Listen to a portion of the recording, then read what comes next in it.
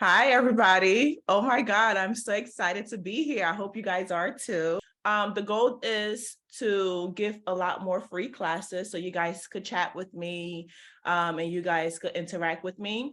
We do have classes that are online, okay, for you guys to purchase or whatever, so you guys could learn more skills, okay? This style would just be the best because it's super easy. It's 3 different methods and it's easier to understand, okay? So I'm gonna be teaching you guys all 3 methods today.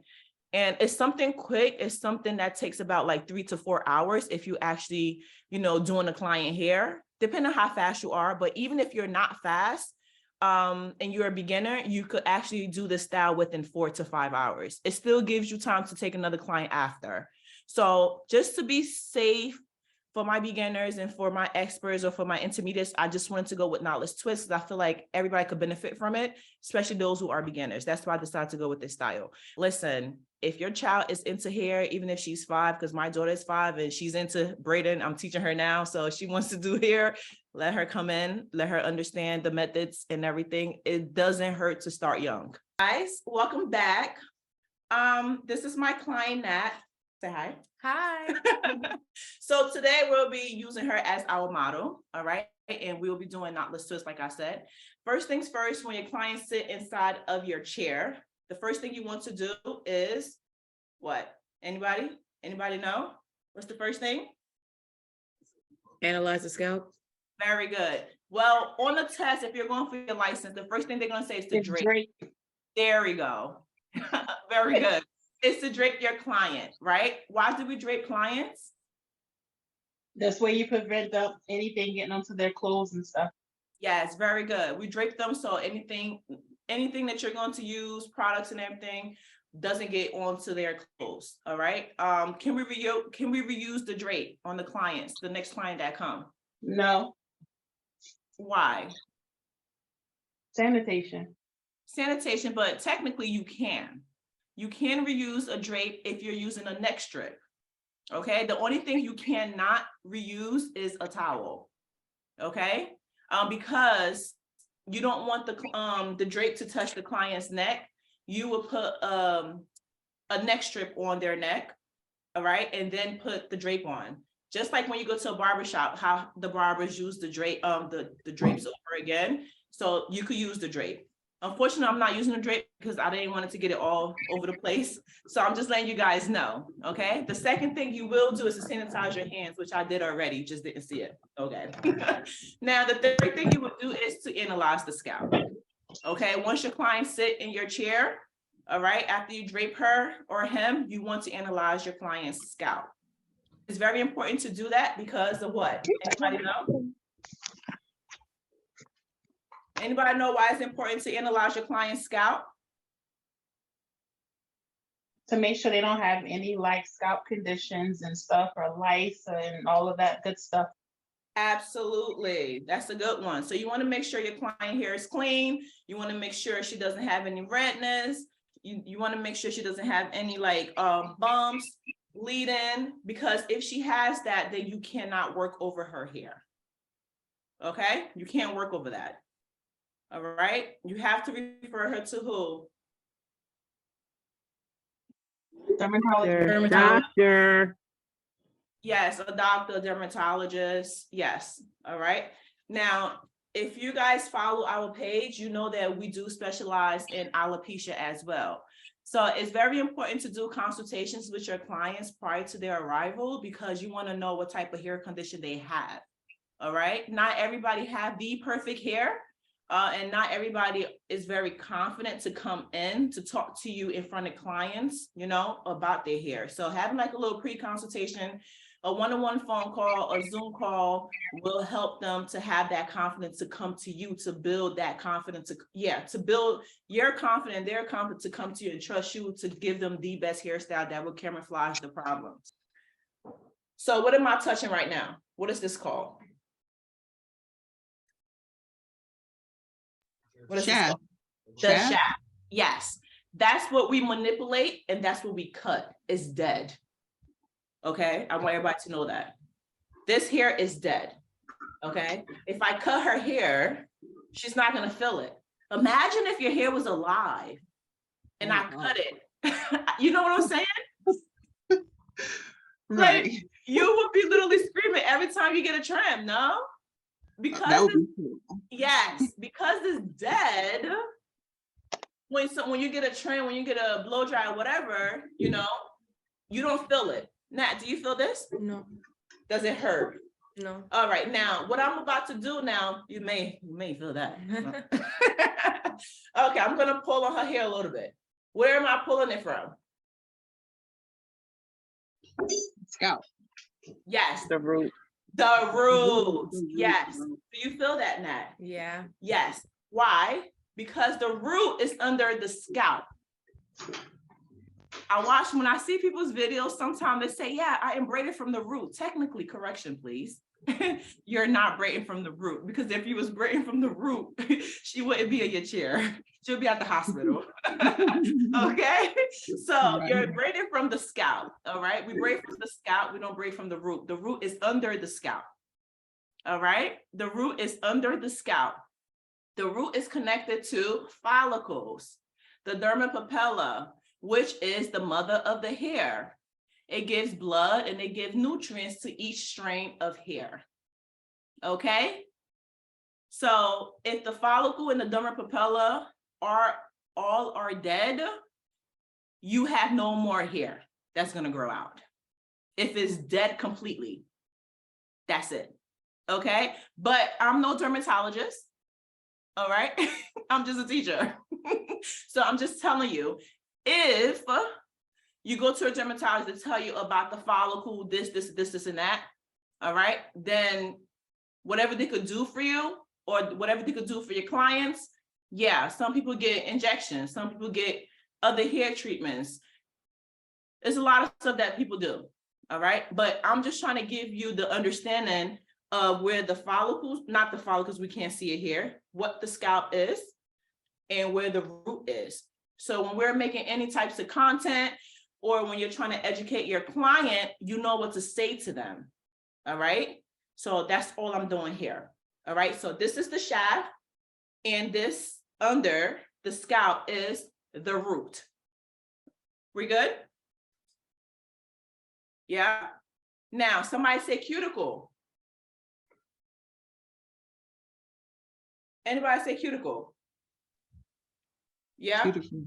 Cuticle. Yes. No, because somebody was saying cuticle. What is a cuticle? Where is the cuticle? On the surface of the scalp? No, it's on the Under. hair.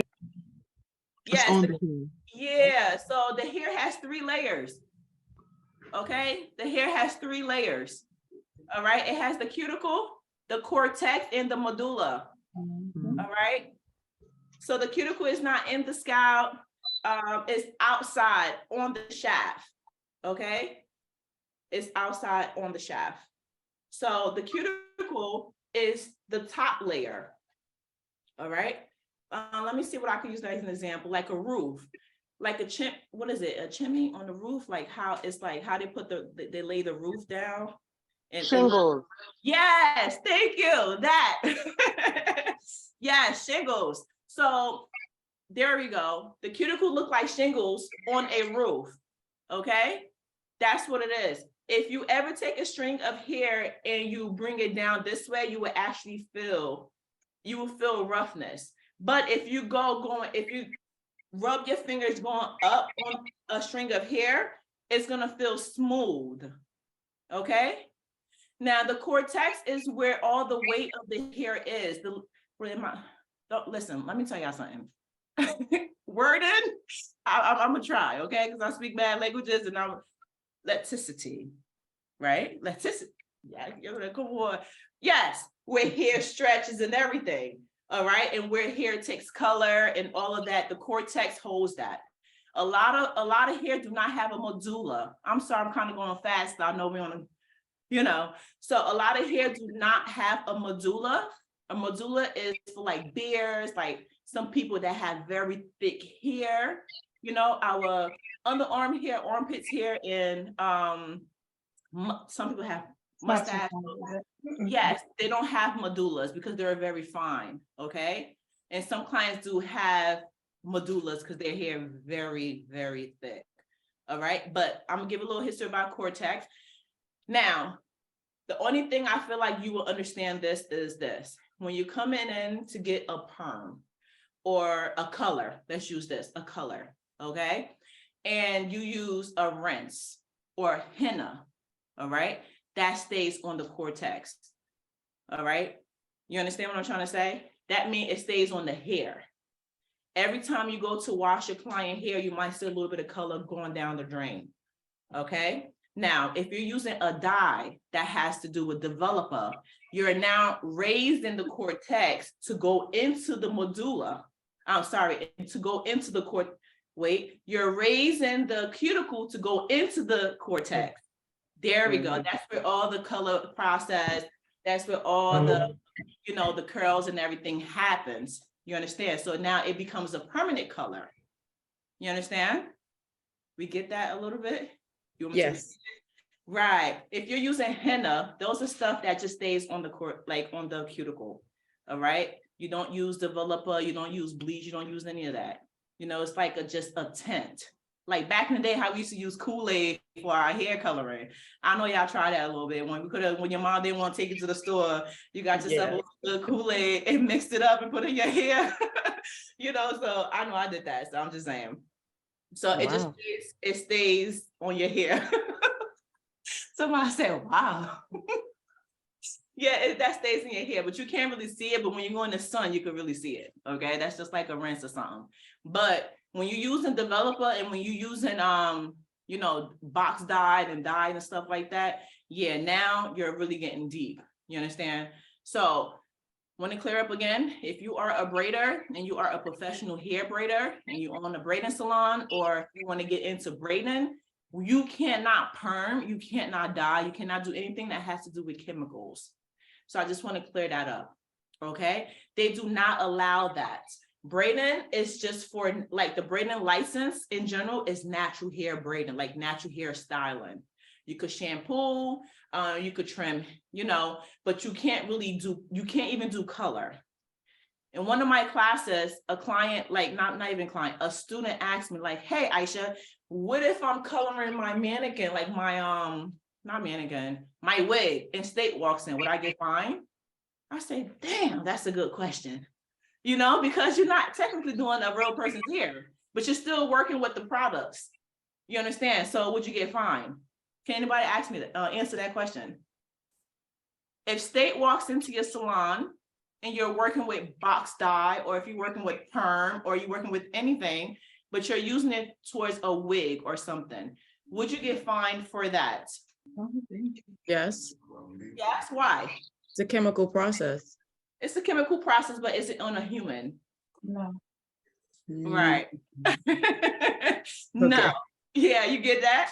Yes. So that was a good question. It was a very tricky question, you know, but no, you won't get fined because you're not working on a person. Now, before I braid my client's hair, I do analyze the scalp. All right. And the way I analyze the scalp is I give her a part straight down the middle. All right. And I want to see that her scalp is clean. All right. And if her scalp is not clean, I'm going to wash her hair. I would tell her like, hey, do you need a wash? Now, in the state of New Jersey, you cannot open up a salon without a washing sink anyway. I can't see my audience. I just see me, but I see myself here already. Okay, can you like? So in the state of New Jersey, to open up a salon, it needs to just be 350 square feet, the salon, okay? If you are in New Jersey and you want to open up a business, or not even any business, but a hair salon, you could get any spot that's 350 square feet, all right? And you will be able to open up a salon there. You just have to make sure it's a sink in there. If you can't put a bathroom in there, the state of New Jersey could give you what's called a waiver for the bathroom, because a lot of people have suites inside of like a building and the bathroom is not connected to the suite. So you could ask for what's called a waiver. And if you ask for a waiver, they may or may not give it to you. But sometimes, most time they will give it to you, okay? Yeah, so if you want to add more than 2 stations, like 350 square feet is for 2 stations, a little weight area in a hair wash bowl, all right? But if you want to add an extra station, you need an additional 50 square feet, you know, per station in that location. My salon is 1,100 square feet. So we have about 8 stations, and bathroom is inside. We have hair wash in the back, break room, storage, all of that. So it's more than enough. But if you want to just do something for you and you know, you have a little partner or something like that, you don't want to be you don't want to get too big, but 2 stations is fine. All right.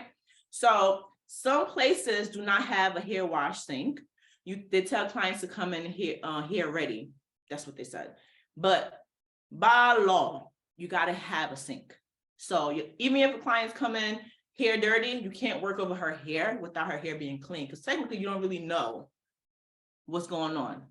I like for clients to come in hair dirty because it tells me if a person drank or if she went out last night, what types of whatever she's smoking, it tells me in the person's hair. Somebody's lifestyle really goes in people like in their hair though. Do you guys believe that? Yes. Yes. You get what I'm trying to say? I could tell when somebody done, you know, it's somebody's lit, you know, like they got lit before they came into the shop. I could tell if they smoke. I could tell everything. I could tell if they're stressed from just the middle. I've had clients that I did their hair, you know, a couple of months ago. They came back, half of the head is like half of the hair in the middle is gone. First thing I asked, baby, you stressed? You know, like, what's going on? Talk to me. Like, what could we do? Stuff like that. So I prefer my clients to come in hair dirty, not hair clean. A lot of people say hair clean so it could save them time. But if you just put, you know, time in between each client, you will have enough time for your clients, because you never know. You book a client, the client said, I'm going to come here ready, but she didn't have time to go home to wash her hair because she was stuck in traffic. So now you got to reschedule her. You're losing money. So have a sink. All right. So back to analyzing the scalp. Part it down in the middle, and then I'll go ahead to part the other side into 2 sections. All right. And I'm going to use my butterfly clip. Okay. I do this when I'm trying to be all fancy. I use clips and all of that. But technically, you could analyze somebody's scalp without a clip, right? You could just go ahead and part from the bottom, start from the bottom to the top. But I really like to get into it, and I'm getting really into it because I really want to show you guys. All right, guys, y'all, I got my little nails done for you guys the other day. Okay, I'm like, I ain't going on here crazy. Okay, so all right, stay with me, y'all. So let me get my little nails clean because I was looking a hot mess. I swear to God. All right, so I'm going to section her hair up.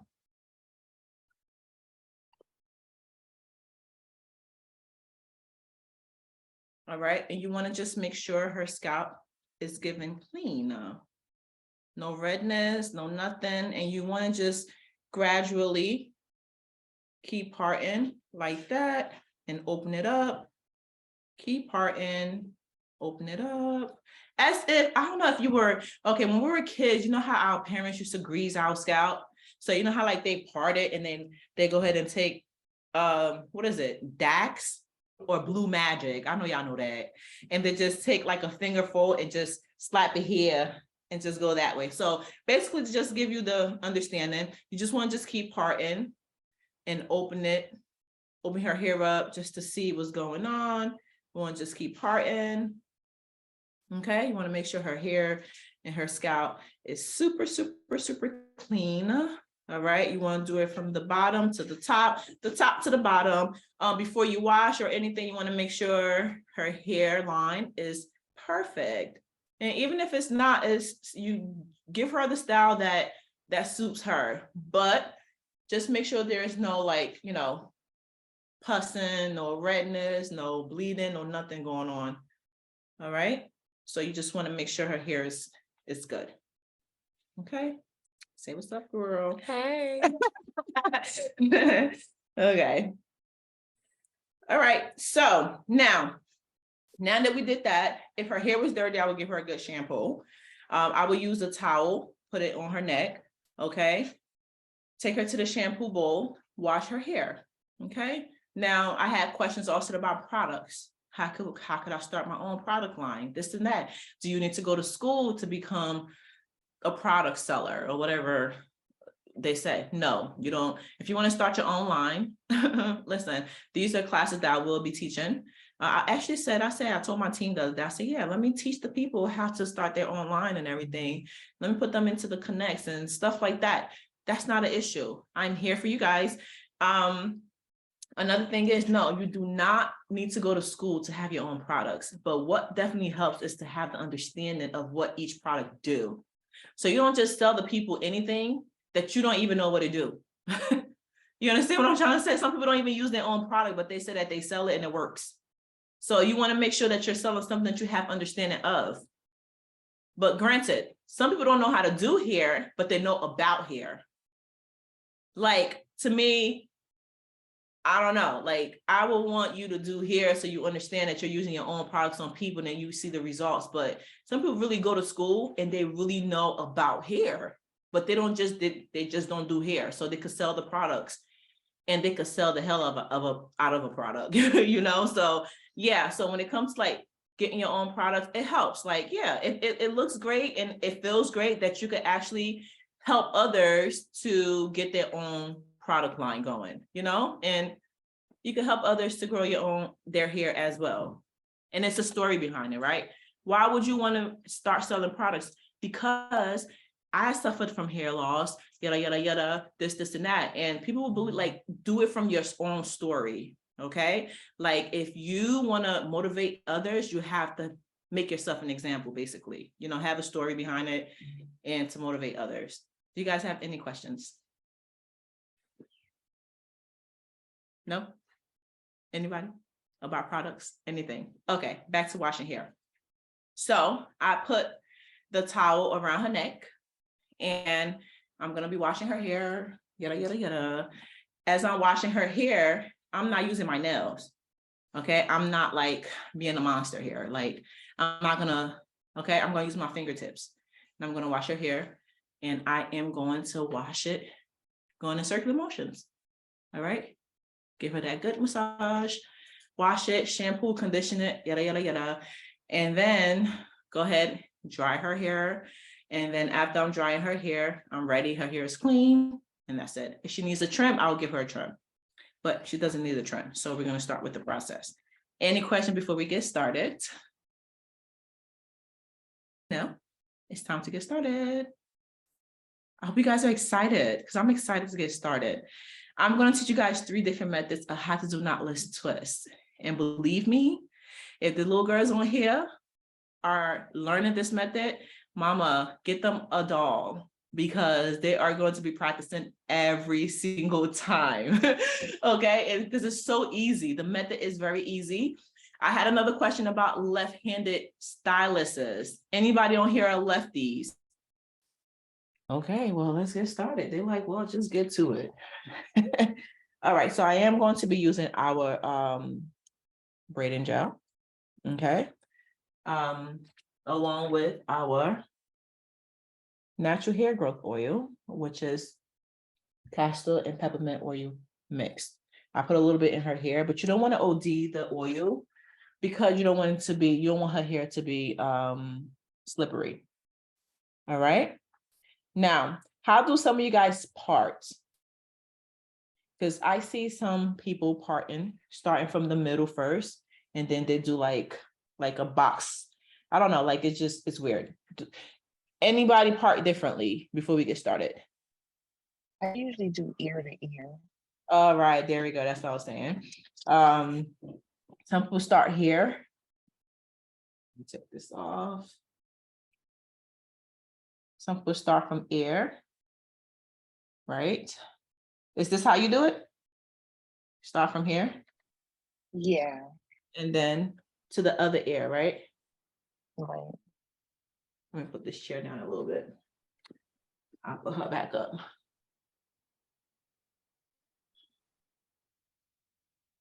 Now, So- how do you know, like, if if your part is straight or if you have like enough hair in each side. Because when I do my daughter hair, like when I do it that way, sometimes I feel like there's not enough hair in the front, but there's too much in the back, but the part looks straight.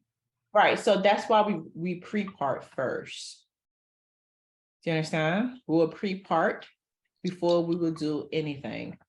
Okay. Sometimes pre-parting the entire head could take time, but it could save time. I'm like a pre-parter with the eyes. It's like once you already know that you do hair every day, so you already know how many rows to do or what to do, right? But in this case, taking a step back to look at the hair, the person's head shape, the head, all of that will help. Like when I'm going to teach you guys that, and I'm going to answer all your little questions, like all the little questions that we have about pre-parting and everything. I'm going to answer all that on the way. Okay. But the young lady said, I'm sorry, I don't know her name. She said that she usually starts from ear to ear. All right. She starts from this ear and end up on the other ear. So what else do you do once you have your ear to ear parted? What do you do next? And then I just usually go in the middle of that first ear to ear braid. So I go towards the back and then Let me put the yeah. chair. All right. So you will start from here and move your way up. Right. Okay. This is not the way I do it, but I definitely want the good people to see other options of maybe because the way you do it, other people do it that way too. It's not a bad way, absolutely not, but I just want to shine light on little things, okay? Mhm. All right. And then you part it going up Right. towards the middle, right? Mm-hmm. Okay. And then you hold it. So you have like 3 sections at this point. Right. And then like when I'm getting ready to start the back, I start from The front. like I try to split it. No, I try to split it from the sides, if you get me. Like it's like almost ear to ear, but further down. Let me know if I'm doing it right. From here. No, like the back of the hair. So I'm at the back now. So you're in the back now. Yeah. So like right there, we're Right like maybe that's how I go. Mm-hmm. Okay, so how long does it take you just to part before you even start braiding? Ooh. Yes. On my daughter, she's only 2, so it roughly takes me about a good 10 minutes, 15 Yes. minutes. Okay, I see that. Now, for anybody that's in the salon, do you part this way? Because a lot of people I know do part this way. They part in 3 ways before they start. Anybody else that do work in the salon that part this way? Okay, now this parting, it's a great parting. It's the way some people start braiding this way, but I do want to say something about this parting way, all right? When you part this way, right, it kind of put lines in between your work. Do you understand? It kind of put lines in between your work, like you could see like a permanent line somehow if you're not careful. Parting this way is not bad. Okay. Some people, it gives them the idea of what they're working with. So parting, having 3 sections before you start braid is not bad at all. But if you're not careful enough, what's going to happen? You're going to see the lines. Like if you're doing twists, if you're doing knotless, you will see like the division. Did I say that correctly? Okay. Yeah, I get you. Right. You will see that your client's hair is not flowing. You see the Right. it's divided. Now, what I like about this parting is this. Let's go to like an example, right? You have your client or you have your daughter, right? That you are doing her hair. She had her hair in for a month now, right? And you want to do a touch-up on her hair. You understand what I'm trying to say? You will go with this method because you will take the front out. You will leave the middle in, and you will take some of the back out, and you will give her that touch up. Do you understand? So in one point of time, we're still going to use this method. Do you understand? So you will use this method if you have to take somebody's front out or the back of their hair out, not the middle. Okay.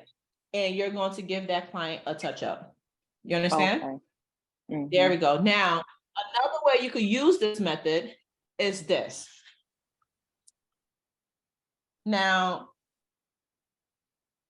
I don't have, let's say, some clients wants their hair fuller towards the front. You understand what I'm trying to say? They don't really care for the back. They don't want it to be too, they just want that volume in the front of their hair. So what I would do is do this method. I would start from the ear.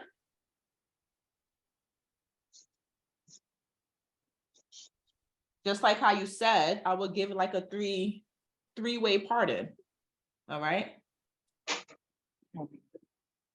But what I would do is start from here. Like my first braid of line, my first line of braids would be here.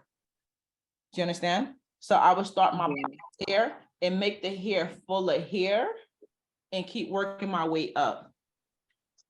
Okay. Make it fuller, make it fuller, and make it fuller. You understand what I'm trying to say? So I get to the top. So now the front is done. She got the volume that she wants. Nowadays, people want the bohemian, the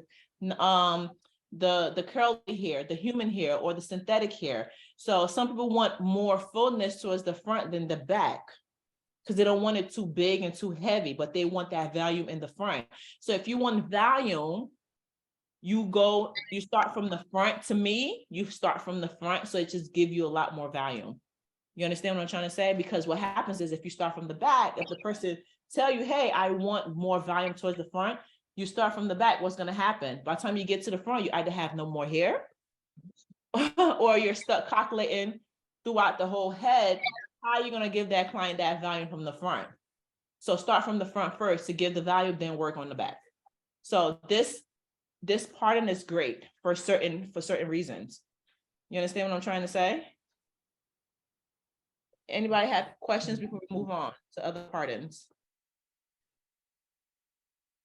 No. Anybody? Okay. Did I answer that though? Did I answer your question or did I explain it? Yes, Aisha, thank you. You're welcome. Okay. Well, the way I part, I'm not saying it may be the best parting. Everybody have their own parting, and it's okay to part the way you want to part if the result comes out, beautifully. That's all we want. We want a beautiful result. But we want to make sure that we are giving our clients those, I would like to call it casket sharp, like a casket sharp look. Yeah. We want to give them that look. I'm gonna put my client chair up. Sorry, sweetie. Okay. All right. All right. So first thing I like to do is to use a little bit of the braiding gel, not too much. I see a lot of people taking like a whole spoon and just flap it. No, we don't want to go into crazy with the, just brush it up a little bit, get the hair together. Okay. What happened when you use too much gel on a client's hair? What happens? Anybody?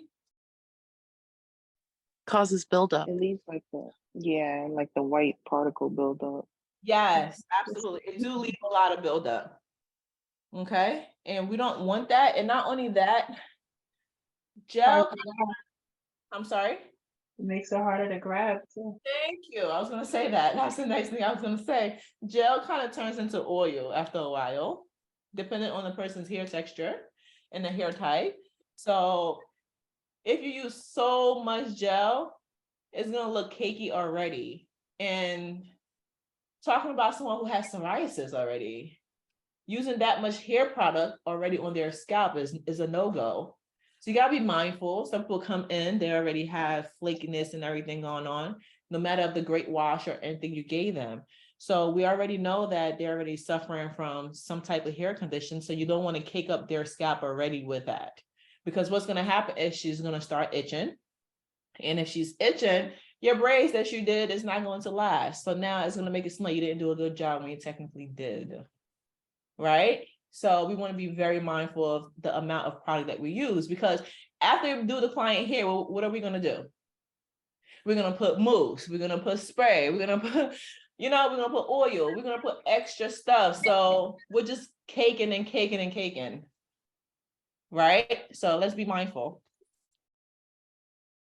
So what I'm going to do, I'm going to part. So I'm going to do extra large because I know we're on the time, which we'll call it today. Our break is actually going to be at 1:15 and we'll be back at 1:30. Okay, so our break will be at 1:15 and we will be back at 1:30. Okay, so let's get into this class. Finally, I'm so excited to show you the skills and I really hope that you learn something. Okay, so let's get into it. All right. Perfect. I'm going to start from her ear. What ear is this? The right side. Okay. Now, I use her all the time. They're like, get to the damn class already. You talk too damn much. Okay, let me get started. Okay, look, I'm starting from her right ear and I'm going to her left side of her ear. Okay. Somebody question was like, well, how do you know how many? All right, I'm gonna explain to you. Now, if you are a lefty, most likely you will start from where if you're a lefty? Somebody? Anybody? Her left ear? There we go. There we go. Yes, because you start from your most dominant side. That's correct, right? Because if my dominant side is the right side, I feel comfortable to always lean to that side. So because I'm a righty, I'm gonna start from her right to try to get her the perfect part in. All right. So when I'm trying to perfect a part, I don't like to really put the first coat of jam on the scalp. All right. I like to put it on the hair because I need to fly away because I blow dried her hair. I need it to lay down a little bit. Okay. And I'm going to go in now and try to clean it up, not with too much gel. And then I'll go in now to put the gel on the part, but that's later on after I feel like I got my part into where I want it to look. Usually when I start the part, I stand on the side. I do not stand in front of it, in front of her head, because it doesn't give me what I'm trying to get. All right, perfect. Okay.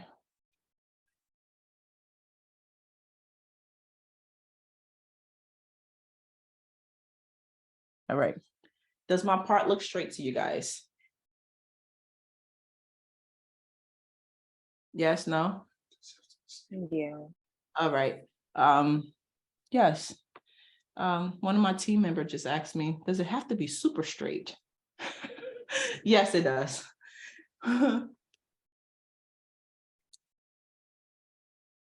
Okay.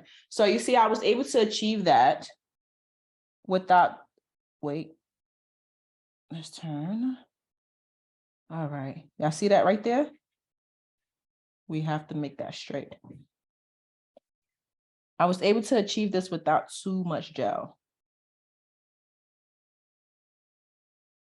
What happens if I'm parting or if I'm braiding my comb falls? What happened? What do I do there? Anybody? Get a new one. Get a new one or disinfect. Get a new one. Yep. Can I use the same comb? If it's disinfected, If I disinfect, how long does it take to disinfect a comb? I have no idea. It takes 10 minutes. So no, I would, Okay. yeah. So I would definitely take a new comb because I'm not waiting 10 minutes just to disinfect the comb. So it takes like 10 to 15 minutes. Because just to sit a comb in the barber side, it have to take about 15 minutes just to merge it in there. So you want to hold on tight to that comb. All right, now that I did that, I'm going to go ahead and take my braiding gel and just put it there on the part, but not really more so on the scalp, because I'm not really a big fan of putting it on the scalp that much, more so on the hair to just like lay it down.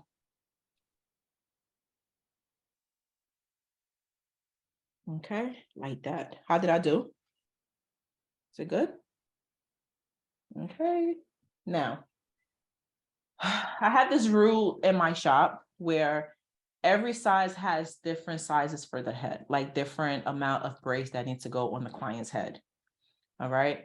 For example, for extra large, from the neck to the top ear, it has to be 3 rows, 3 to 2 rows. It depends on how big the person head is or how narrow the client hair neck is, stuff like that. So it goes all in with calculations. I know it takes time, but with the other classes that we will do, I will teach you more about that, because one class cannot teach you that. I tell people that all the time. One class can't teach you everything. So multiple classes could teach you a lot. Okay. So because of time and everything, I'm just going to explain to you just briefly. So if you're doing medium knotless, we do from the bottom to the front, we do 8 and 4. We do 12 rows in total. That's from like the bottom all the way to the top. So now this side cutting from the middle needs to be 8 rows here and 8 rows there on the other side. That's just for a medium, okay? For a large, it's 5 rows on each side. And for extra large, it's 4 rows on each side of the head. And listen, like it's gonna be a lot to explain. Like each classes, I'll try to explain more. But what I'm doing today is an extra large. So I'm just going to have 2 rows in the back. Having 2 rows in the back and 3 rows in the front. That will be my extra large. Okay? Do you understand? So when I mean 2 rows in the back, this is my first row. My second row will be back here by her ear, like literally on top of her ear a little bit. And then I will go in with 3 rows on the sides here. 1, 2, and the third row will be where the middle part is. All right, so in total, she would have 5 rows in her head. Okay, so if you have your mannequin, if you have your model, let's get started. So I hope you parted the first row. And we are going to get started. So the first thing I like to do is to divide it in the middle. Put your head down for me, Nat. Okay. Divide it in the middle. Okay. I know you're like, why are you divided in the middle and not, because I'm trying the center of her head. And with finding the center of her head is going to give me the perfect box right in the middle. Because what I'm going to do is come to this side and take a little bit here and take a little bit from there. And it will give me the perfect box right in the middle. Do we understand that? Yeah, no? Okay. So some people like their twists or their braids to be super jumbo. So if you want to do jumbo braids, you could just have two braids in the bottom, but I'm going to do 3 because I'm teaching you 3 different methods and I want you to understand what I'm doing. Okay. So now that I got the middle, I'm going to go in with my left side. All right. And I'm going to take just a little bit of hair here, and I'm going to take a little bit of hair there, and it's going to give me that perfect box here. We understand that, right? Please give me a thumbs up so I can see. Yes. All right, perfect. So I'm going to go in just like this. Okay, take a little bit from here.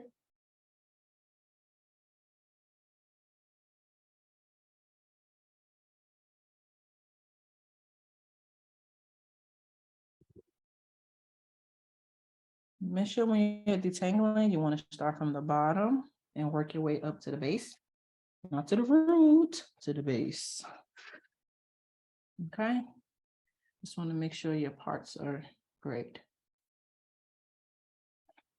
Showing care is very important. Nat, are you okay? Yeah. Okay. Very relaxed. Very relaxed. Okay. Listen, don't fall asleep on me now because I'm gonna show you to the camera. Okay. Yeah, I have that client that's love, like as soon as you start touching her hair, she starts to nodding off. You know, it happens. All right. Now, somebody tell me what just happened. What's happening here?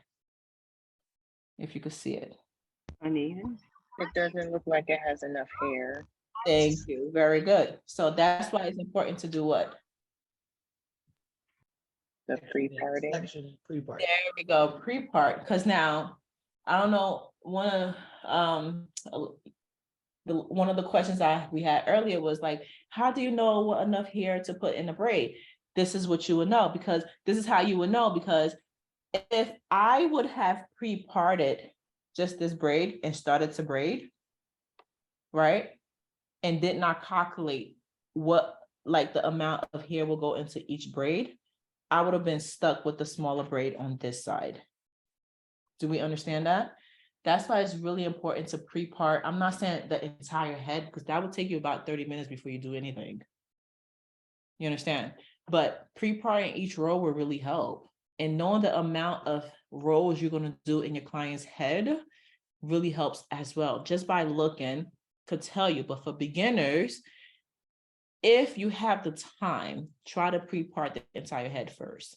It will help you to be perfect. Not everybody could be perfect. Okay, yeah, I'm not, no, okay. I'm not the perfect person, I'm not. But when it comes to hair, I try to be, because people are walking out with my name on their head. So try to pre-part if you are a beginner. Take your time, don't rush. More practice becomes perfect, So try to pre-part the entire head, all right? And then go back into starting to braid. But if I would have just started braiding and I didn't pre-part this row perfectly, what's gonna happen once I got to this row, it would have been smaller and my braid would have looked uneven. That's why it's important to do that. I purposely did it just for someone to catch it. So now I'm gonna go back and I'm actually going to add some more because I see that it's uneven, so I need to add a little bit more. So I'm going to add a little bit more here to it. And I'm not saying take 40 minutes just on the back just to try to pre-part, perfect everything. Because what could happen is, this of the back of her neck goes up, but down here has more hair.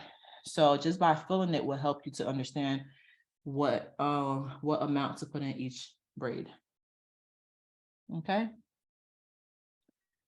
So does it look good? Does my parting look even? Yes, no? Yes.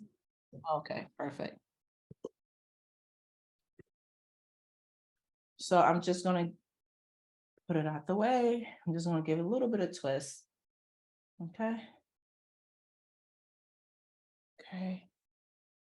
I'm gonna do this one also out the way.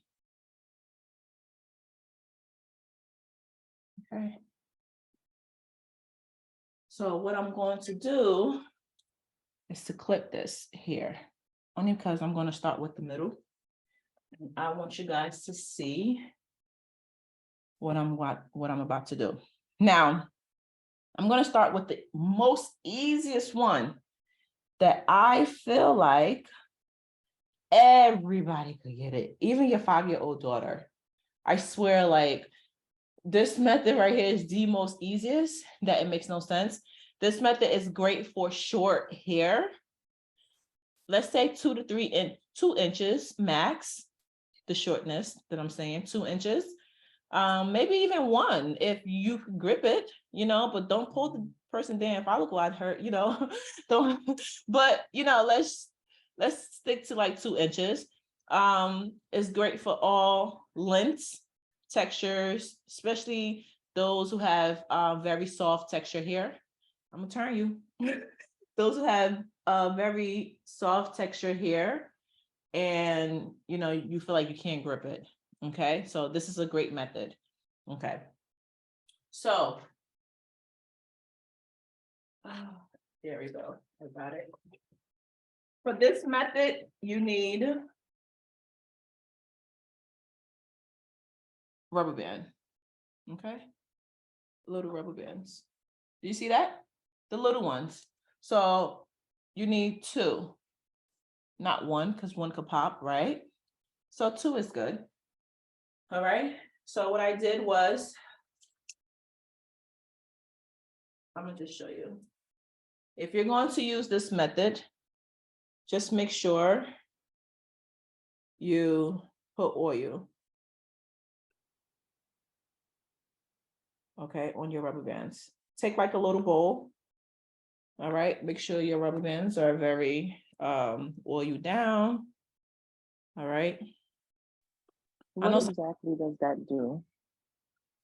Just to keep a little bit more moisture. So when you're rolling the rubber bands on, it doesn't, I don't know, like sometimes when you put rubber bands in clients' hair and you're trying to take it out, what happens? It attaches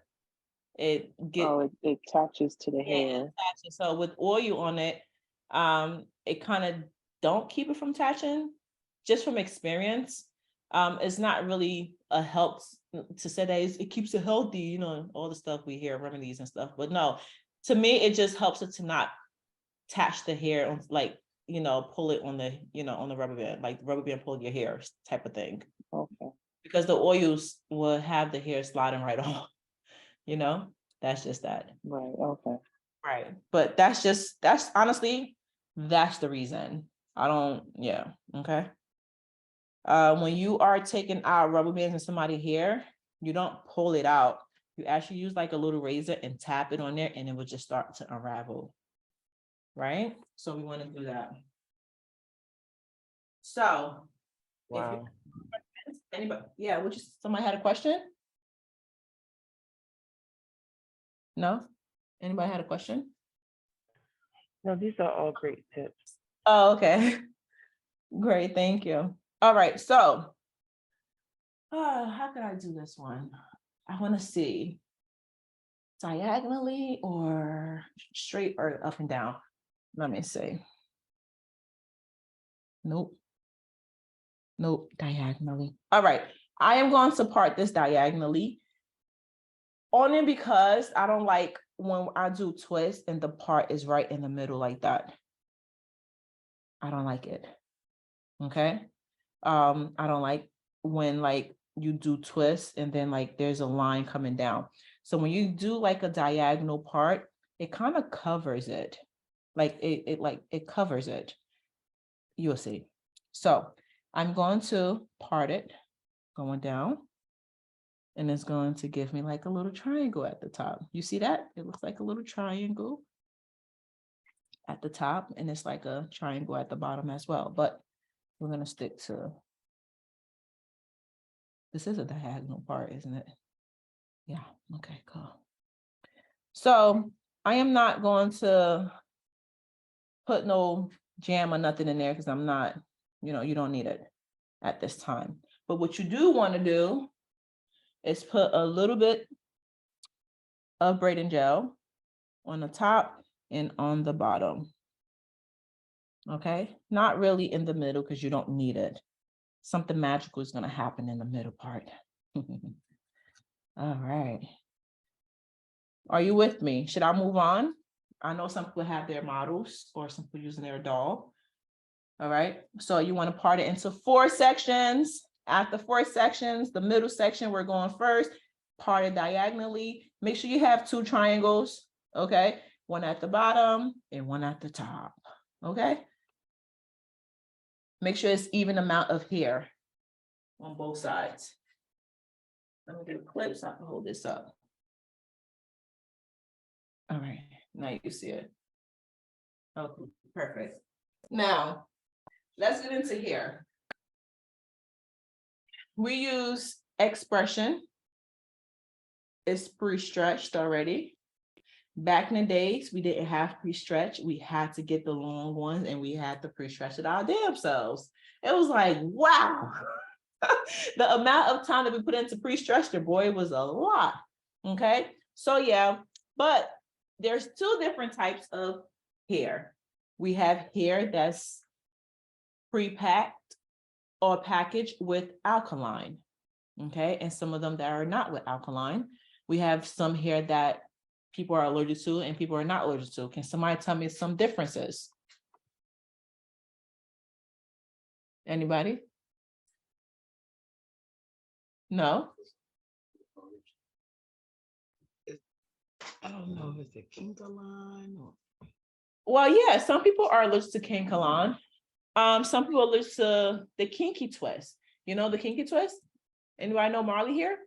Yes. Yes. You see how it's rough? Mm. It's rough. Some people are very allergic to kinky hair because it's rough and it irritates their scalp.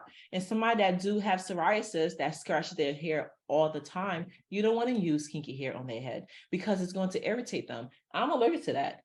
I'm allergic to that Vivica Fox hair. I don't know what's in it, but it breaks me out tremendously. Really?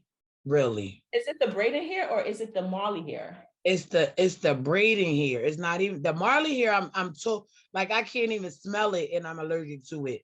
But so I did that twisting one time and it really like that's how I knew that I was allergic to like it's like the dermatologist said it's like what they rinse it in or clean, like some people pre-rinse. There we go. That's what I was getting. Some people don't. Yeah, so it's alkaline. Right. So how do we kill the alkaline on hair? Do we know? You rinse it, right? Or no? Yes, yeah. Yes, rinse it. With what? Apple vinegar and water. Right. There we go. Yes, but it's processes. See, people, what the internet will tell you is this. Let's just dip the hair in apple cider vinegar and water and the problem is solved. No. You have to actually wash. You have to treat the hair like it would be yours. Well, technically it is yours because you're paying for it, but you want to treat the hair like it's on your head. So do you just dip your head in apple cider vinegar and water? No. What do? So you wash it. Thank you. We have to wash the hair. So we wash the hair with shampoo. And then after we wash the hair with shampoo, we do what with it? We condition it.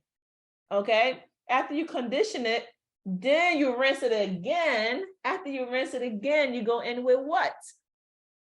Apple cider vinegar and water. Okay. Okay. It's a lot of process.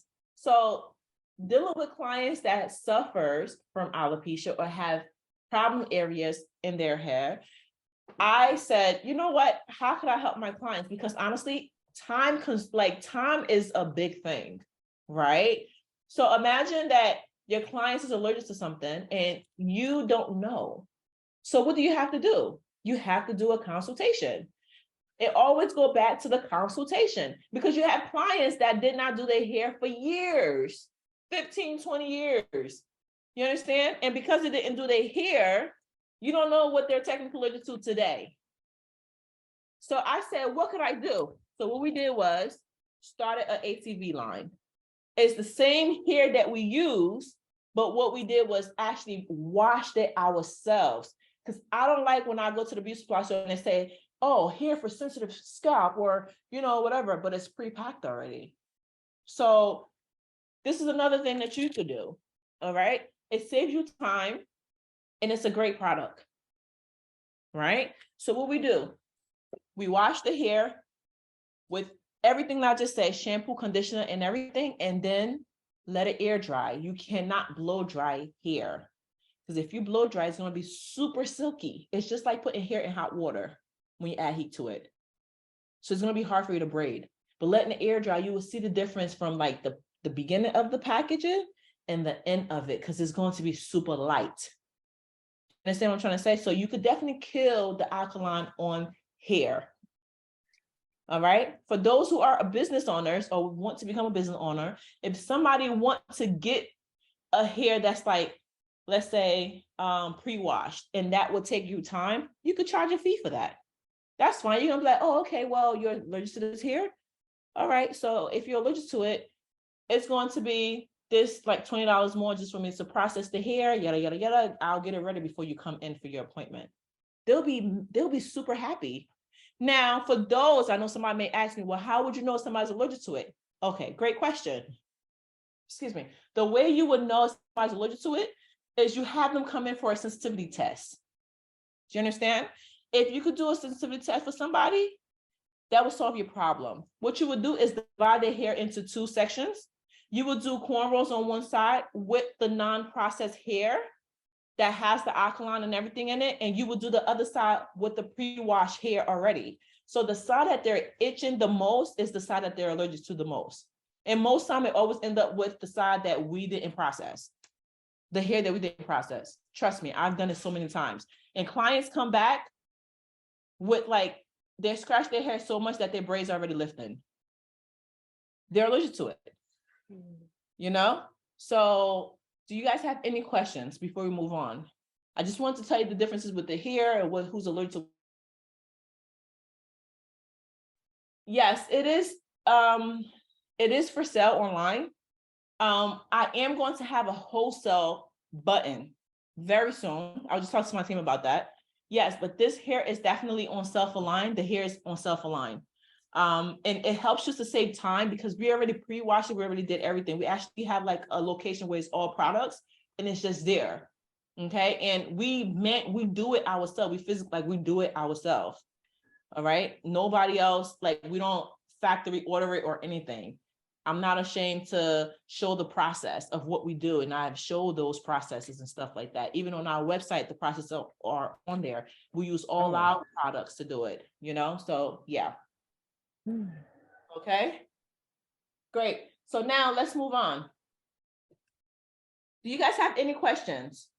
Any other hair that anybody's allergic to that you want to talk about? No. You want to just cut the rubber band from the middle. All right. Shake it off a little bit. Okay. You want to give yourself smoothness. So you could go in with the brush or a wide tooth comb. And this is the type of comb that we will also use when we're detangling somebody's hair. Okay. So she already came detangled. So that helped us. Okay. All right. You just want to make sure that the hair is good. All right. So depending on how thick you're going to do your twist or your braid, all right, you want to make sure that you take a good amount. Okay. Because the twist is going to be thick, because I really want you guys to see it, I am going to, you know, get a great size. All right. So this size is good for me. But if you're doing it small, then it's cool. So, okay, you see. And you also want to go off of how thick the client hair is too. And you want your twist to have a consistency of size to the bottom. Okay. Do we have any questions before we get started? All right, I'm so excited about this right here. Lord have mercy. Dun, dun, dun, dun. What I've been waiting for that. Okay. All right, so I parted it diagonally because it's going to give me the direction of where I should place the hair. So I turned the hair this way, so it doesn't feel. I turned the hair like, you know, turned it like twisted like that. See, just twist it like that. I turned it this way so it'll be easier to place. Can you see that? Can you guys see that? Yes. I need thumbs up. Yes. Okay, great. There we go. So I put it this way so it'll be easier to, you know, put it right in the middle of the part. Okay. Now I put in the middle of the part. I put the hair over there and I'm still holding on to the other one. What I'm going to do is release the top. My fingers are still under it because I need to hold it in place. Ask me any questions, okay? Now, the hair is still in the middle, right? And I'm going to drop this and I'm going to connect it to the bottom. I'm going to keep the hair on the side. So I'm going to move my finger, this finger right here. I'm going to move it. And now I'm going to hold it, okay? So the hair is in the middle. All right, now that the hair is in the middle, I am going to take my rubber bands, my oiled rubber band. I don't know if you can see. Tap the focus, please. Let them see. There you go. All right, you can see how it's shiny. You know it's oiled, right? Okay, perfect. I am going to open it up, okay? Now, you see that the hair is in between the natural hair. This is her natural hair. The hair is in between that. So I am now going to rubber band it. I'm going to give me a good tight, not too tight. I am pulling your brains out, huh? No, Nat? What?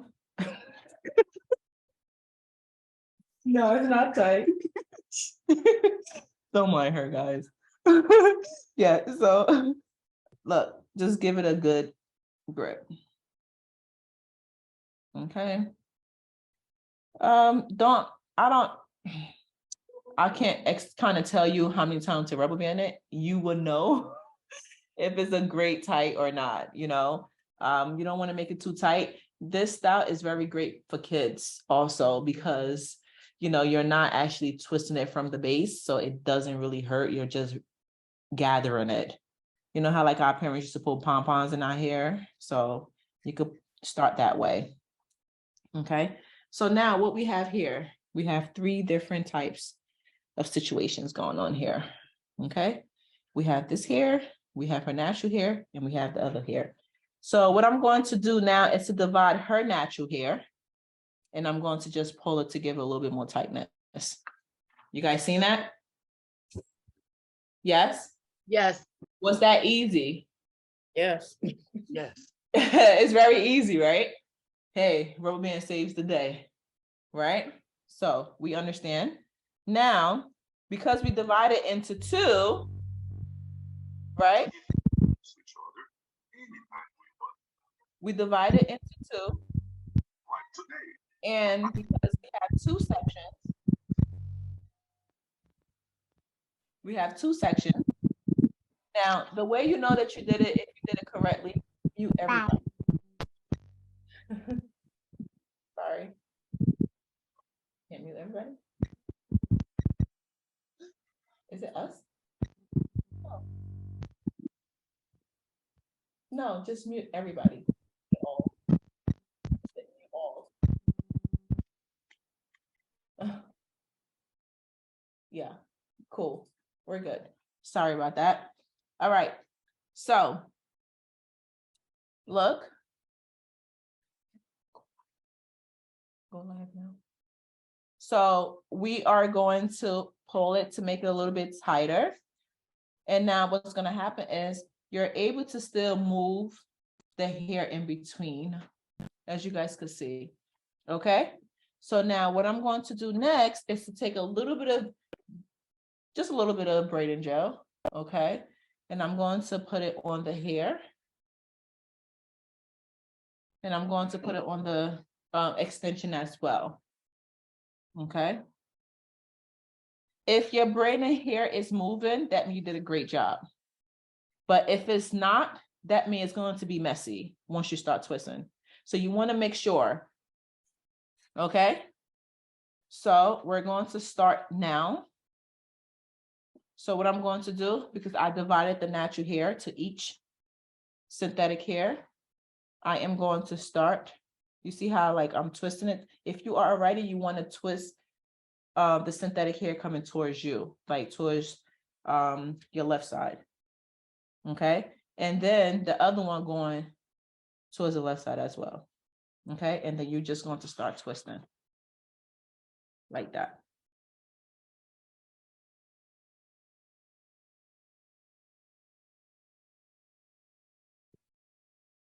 Can you guys see that?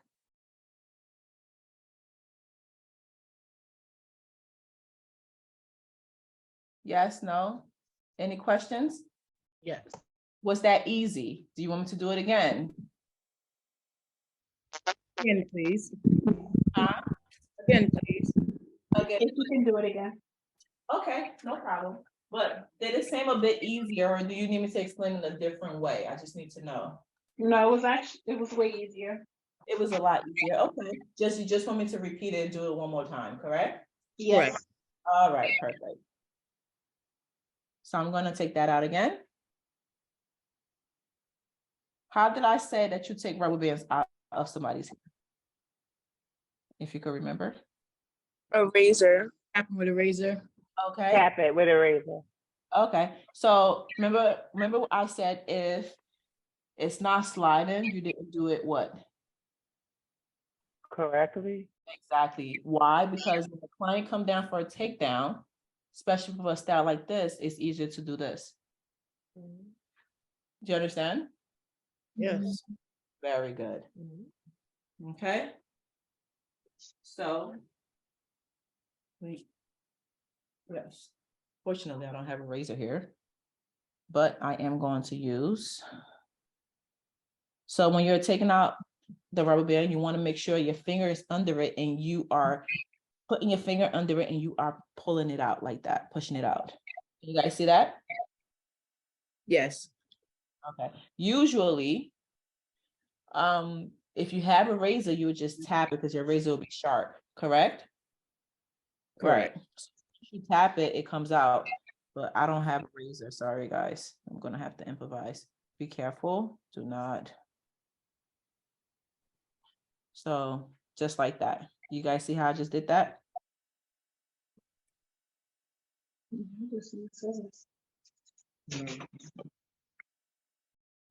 Be careful if you have scissors. You want to just put the hair in and you're gonna just pop. And that's it. What happens is if you use the comb, some people like to put the comb in between the rubber band and pull it. You're pulling the person here as well. Okay, listen, we're trying to save every strain possible.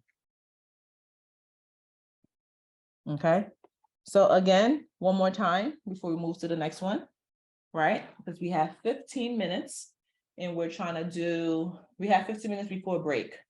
Okay, break is going to be 15, so let's do this one. We are going to, you could part it diagonally, or you could part it side to side like that. However, whatever makes you happy. Diagonally, side to side, technically it's not really the same, but excuse me, you could part it diagonally if you want like triangle, but side to side also works. Okay, we did it diagonally earlier, so let's just do side to side this time. Okay, so I'm going to again add a little bit of gel down here and a little bit of gel on top. Okay, not too much, please do not OD. Yeah, and you want to make sure your comb is, on her head. Okay, if you put it on the table anywhere, disinfect. You got to disinfect. Keep that in mind. Or you can hold it in your hand, whatever floats your boat. So I took the size I want for the twist because I want my twist to look very thick. Okay, so I did that.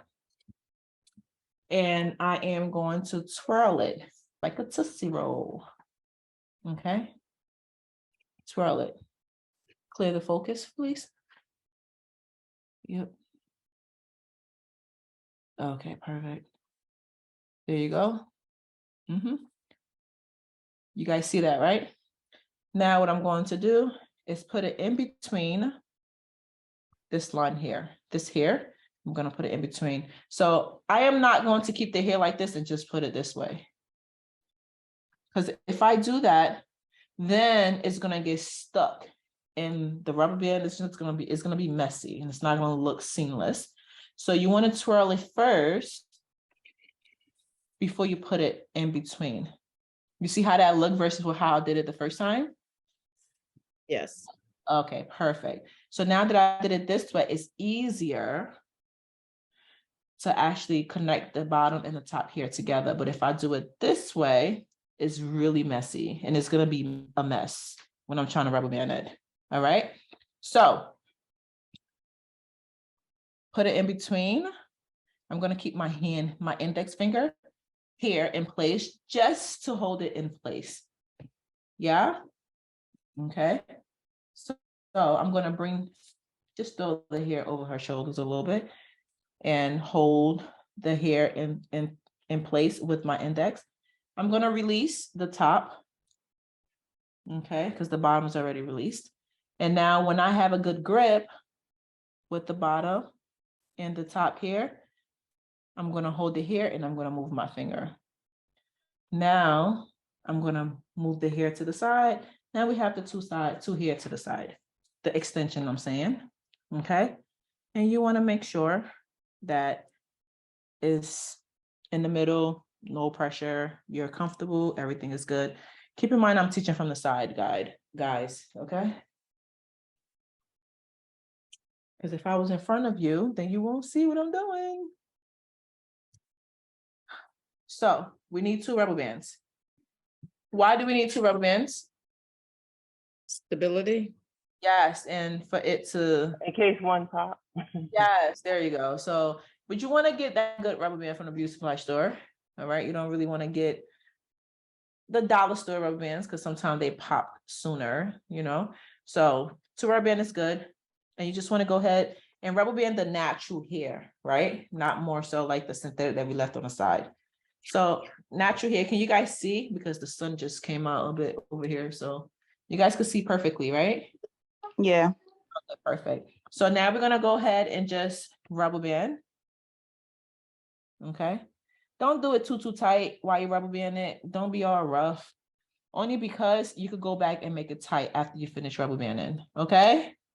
So being careful is very important. So you ask, how are you doing? You good? I'm doing great. Okay, great.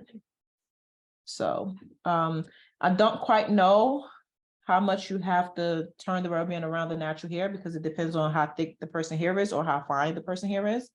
But it's pretty loose right now, as you can see. So what I'm going to do is divide it into 2. And I'm just going to pull. And I'm going to make it a little tighter. Okay, just don't try not to pull the person's brain out or hair from the follicle or from the root, you know, just try to keep it very whatchamacallit. All right. So now that I did that, I'm just going to add a little bit of braiding gel on the natural hair and on the braiding hair. Right.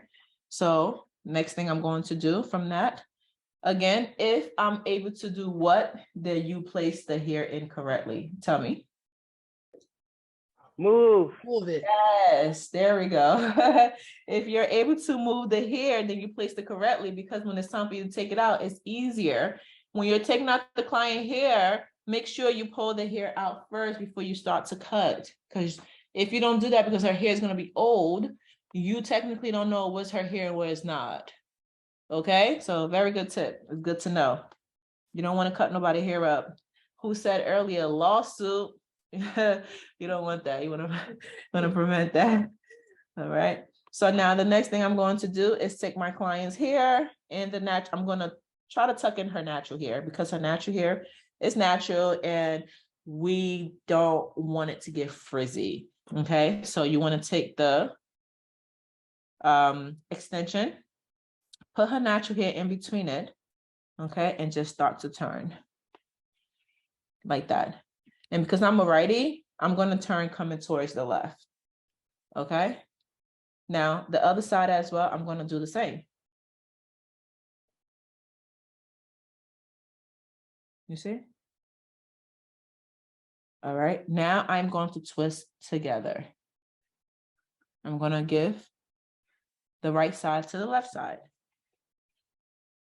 And I'm going to just keep going. Okay. Now that we got that, how do you guys think it looked? Great. Okay. So I'm just gonna keep twisting. I'm gonna take a little bit of moisture, which is the gel, and I'm gonna keep going. Now, you wanna be careful to not hurt your wrist, because I did see a comment, someone said, how can you prevent arthritis? Or what they said. What is the other one? Carpal tunnel. Carpal tunnel. Well, every time you go home, honest to God, put your hand in Cold water. cold water and then hot water, cold water and then hot water. So it helps. Okay. I'm going to just stop halfway. Okay. Because I'm actually just going to stop here because I'm going to actually really do her hair today with the twist. So when we take our second break, next time you come, her hair will be probably halfway done. So you can see the top part. All right. Now, coming back here, one thing I love about this is you could do it if the client has short hair, if the client don't have fine hair or whatever, you could do the style. One thing I do not like about this method is what? Can anybody see that? The rubber band showing. Thank you. Yep. So yeah, so I don't like, one thing I just don't like about this is just the rubber band that's showing. So in this case, once you put it up, you don't see what? The rubber band. Exactly. So now, how do we fix that? The diagonal part. Thank you. You understand?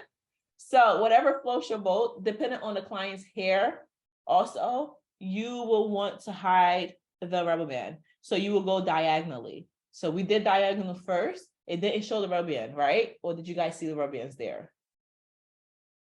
I didn't see the rubber didn't. band. Right, but because we did it straight, you see the rubber band this time. Mhm. But you just want to be mindful. That's why I want to show you guys different part, and I want to see who caught it. But I see the rubber band more, is more visible because we did it going this way. And another thing that I hate that I said in the beginning was what? The part. You see how it's a part here? It's a division here. I don't know if you could see it, but I could see it. So imagine if I would have did it going straight down, it would have been a part right in there as well. Mhm. Oh, can you see the part right there now? Yeah. Right. So diagonal part is always the way to go because once you put it together, it's just going to look seamless. Perfect. Okay. So now we are going to do the twist, but twisting from the base. And this is for right-handed people. Okay. So we're just going to add a little bit of braiding gel.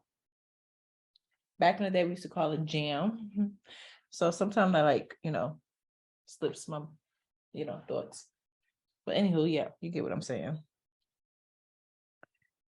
In this case, we're not going to part going down. Okay. We're not going to part going side. Do anybody know how we're going to part this right now? Anybody? Diagonal. Yes, diagonal. So I am going to part it diagonal, going down. Okay, so it's going to give it, a little bit like of a triangle.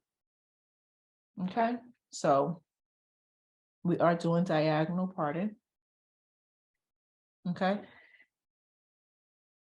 going down, or you could do it diagonally going the other way as well, like that. Okay, most times when I'm doing my client's hair, I usually do a diagonal going that way instead of the opposite way. Do we see that?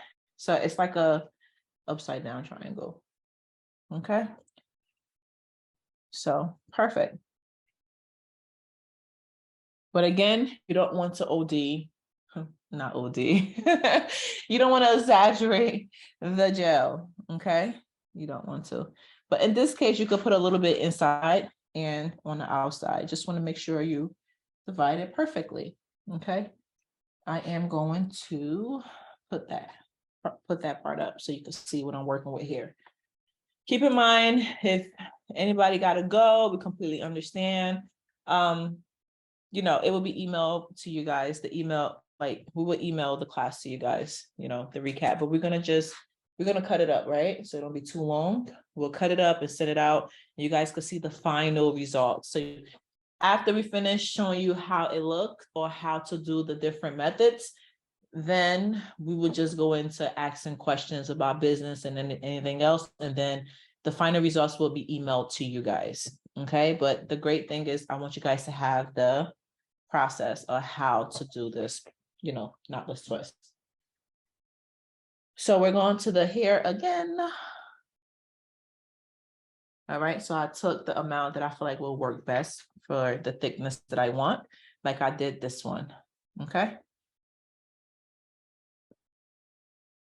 I am going to stretch it even more. So I'm going to stretch the hair. All right. Once you stretch the hair, it makes it fuller for some reason. So I'm going to reduce the hair because the hair is a bit too much. All right. Now I got what I actually want, the size. I'm going to take a little bit of gel. I'm going to add it to the extension, and I want to make sure that I twirl it like I did, and I'm going to put it diagonally. Can you guys see that? Thumbs up if you can see it. Yes. Okay. Once we do that, I'm going to drop the top. Okay. All right. Now let's get started. Dun, dun, dun, dun. So I put it in between, hold it with my thumb this time, only because I'm not putting it with rubber bands. Okay. So now what I'm going to do is drop it. After I drop it, I'm going to hold the natural hair and the extension hair together. Okay. So what I'm going to do is keep this other hair in my hand like that. Okay. It's going to keep it out my way. All right. And I'm going to use my index finger to come and help out my right hand. Okay. So what I'm going to do is twist it.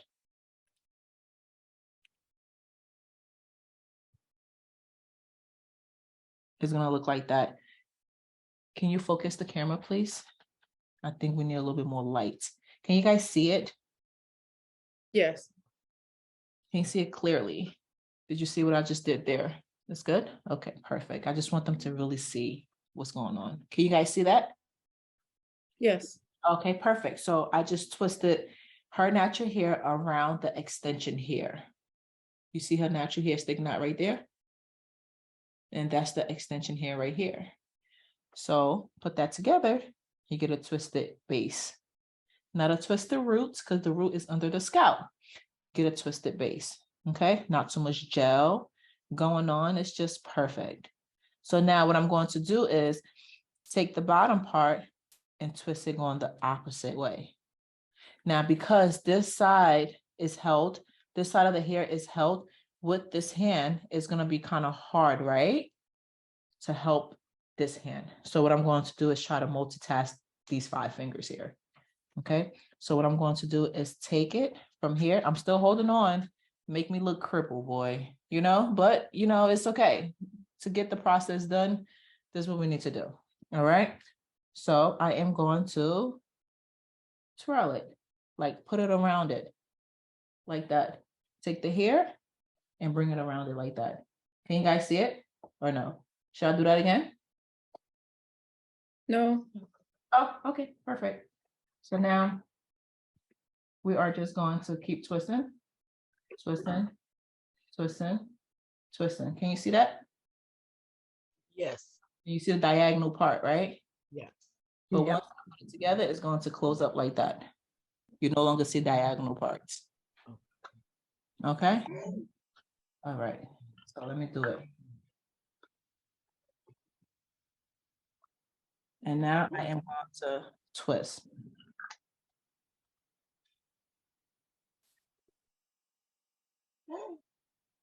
What happened? Do you guys see that? Yes. You see it, right? So now I am just twisting. And when you're twisting, you're twirling and then twisting. You're twirling the hair, each side of the hair, and then twisting it.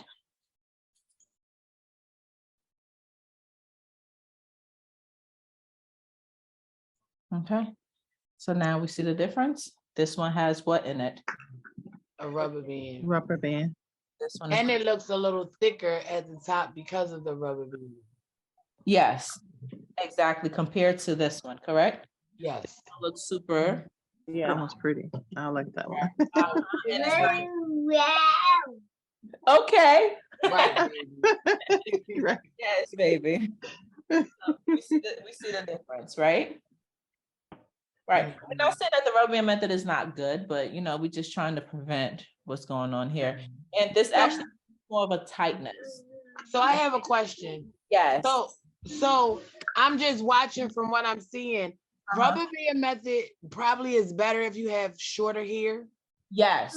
Yes. So that's what I said in the beginning. It's really good. This method is very good for those who have very short hair. Like, how many inches did I said earlier, guys? I said you said 2 to 4, but I 2. see that I can see where like if you have a lot of hair, the rubber band method does not look nice at all. I mean, yeah, if you have a lot of hair, I would prefer the regular method. Right. Twist from the base. Right. But- I'm a beginner, so I'm just watching. So it doesn't. No, feel free to ask any question you have, honestly, because it makes the situation easier. And your question is probably a question that somebody else is trying to ask but don't know how to ask it, so it's great. And another thing also is that when you're trying to do like jumbo twist, like for kids and everything, to not hurt their scalp and everything, the rubber band method also is good for them, Okay. Yeah, put little bubbles and stuff at the tip, and it looks very cute. So the rubber band method is for short hair kids and even the bigger twist. So it's good for that. All right. All right. Thank you. You're welcome. So do you guys want me to do this over, or should I move on to the other one? Can you do it over? Yes, of course. So now you want me to do it over, right? So I want you to walk me through it. Can you do that? Okay, because I just missed like a little tiny snippet. That's why. Okay, no, let's do it together. So whoever that was just here, who was here when I did it the first time? If you were here when I did it the first time, I need you to walk me through it, please. What's my first step? So this shows me that you understood what I actually did. Can anybody walk me through it or no? So you got to. I saw the part. Okay, so what's the first thing that I did is to do it. Oh, you do the base, the gel the base. Joe. Oh, my pardon, it's a bit crooked. Sorry, guys. Okay, perfect. So you said put gel on the base? Mm-hmm. Yep. A little bit of gel on the base. Yeah. Okay, then. And then you took the part, you did the part diagonally. Okay. Diagonal part. Which way? From the right to the left. Oh, go ahead, girl. Yes. From the right to the left.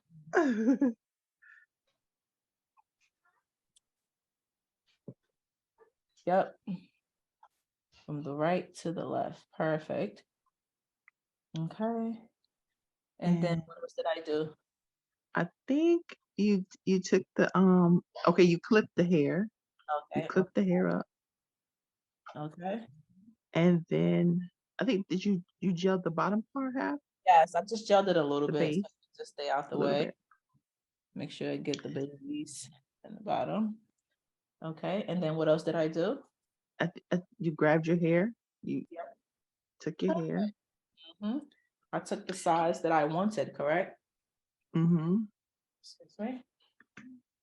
And then then you gave it a twist. A twist, a twirl. Yep. Just like that. Why did I do this? And why not just put it in this way? It gives you more control. Absolutely. She's right. It gives me more control of the hair when I put it where. right on her part. What You part? put, the diagonal part. Diagonal part, like that. You guys understand what we're Mhm. doing? Yes. Okay, perfect. So now do I have the diagonal part? Dun, dun, dun, dun. What do we do? What do I do from here? Well, you take the top part of her hair Uh-huh. and you twisted it around the other hair, the synthetic hair. Okay. Like you gave it like a flat twist, in a way. Yes. Yes. Back old school. Old school flat twist. Okay. Yes. So I did a flat twist on the scalp. Okay. However, Mhm. how did I twist it? Like come in what direction? Because I'm a righty. What direction am I? Okay, so you're gonna twist it to the left towards you. Towards me. Perfect. So Mhm. what she's saying, guys, is after I put the synthetic hair on the diagonal part, okay, this is the hair that's on the right side. Okay, I'm going to use the hair on the right side. I'm going to use my right hand and I'm going to twist that hair coming towards me because I'm a righty. Okay, so I am going to go ahead and twist the hair. Twist the hair and create like a little flat twist like that. Did we understand that? Mhm. Anybody? Everybody understood? Yep. So it's a flat twist on the scalp, like back in the day, how we did flat twist and all of that. Yeah. So it's a flat twist. All right. Keep in mind, like both of the hair is still in my hand, in both hands. Okay. So I created a flat twist, and now what did I do? The bottom part, piece of the hair, where does that go? You grabbed it with with the left hand. Uh-huh. Yeah, And you grabbed it and you twisted it over the other side of the synthetic hair. yes, Another flat twist. going in what direction? This time it will be going up to the right. And we're going to my left.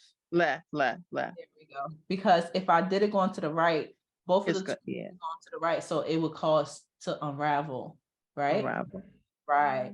So if you twist the bottom going to the left, let's say if you twist the top coming towards you, it's still going to the left, but the bottom one going up to the left, then you will create a twist. Okay. Mhm. So I'm going to take this. So you see how I'm able to let this go because this is so secured on Yeah. the. So it makes it easier to make my hands a bit flexible. You understand? Because earlier when I was doing it, it made me look what? Like I was uncomfortable. Yeah. So this one gives me a great way to just control what's going on. This is how you know that you did it properly on the scalp. All right, that you could let it go. It's in there. So now I'm going to grab the bottom here. Uh-huh. And I am also going to twist. It's okay to bend her head a bit. Okay, you see how I just did that? Yeah. You understand? Now, how am I holding the hair now? On what type of diagonal? I just said it. So as you see, I'm holding it diagonally. Like I'm holding the hair in the same way that I Two different directions. Exactly. It's like a diagonal part, correct? Mm-hmm. Perfect. So now what you're going to do is bring it together. Sorry, I don't know what's that. All right, now that I have that, now what you're going to do is bring both of the hair together and create your twist. Mm-hmm. All right. It looks super tight, so you want to be a bit mindful. You okay? Mm-hmm. Okay. So now I'm going to twist. So by twisting, you're going to give the right hair to your left side, your left hand, and you're just going to twist. Wait. All right. And you got, let me see, I'm trying to, you see?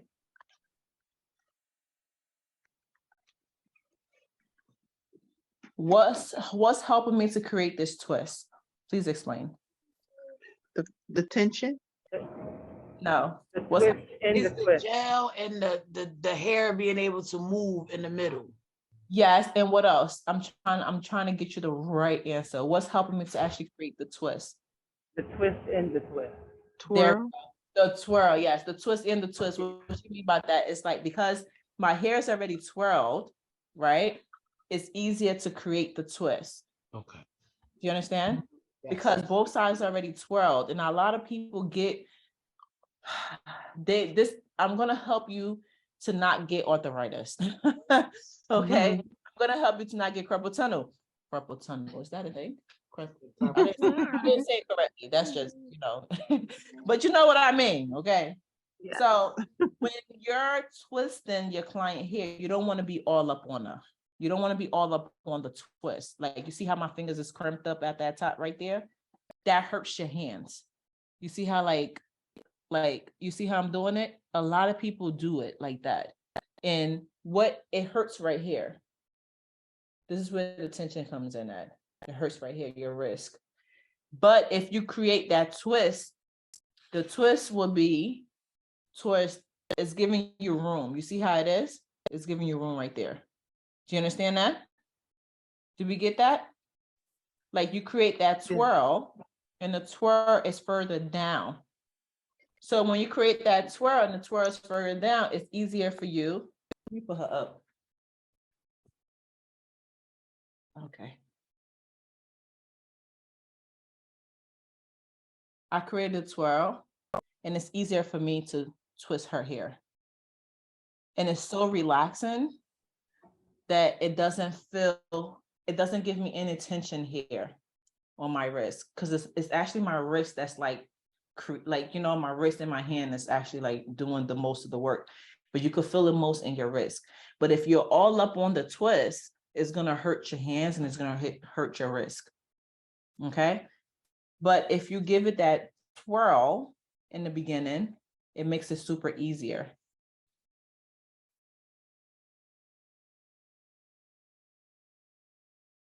Like that. All right. Do we understand that? Yeah, that looks pretty. Yeah. It's pretty, right? So pretty. Do we have any questions? No? Great. Did everybody understand that? That was fun. That means, I feel great. That means you actually learned something. Yeah. Yeah. Thank you for volunteering. All right. All right. And I'm going to just stop here.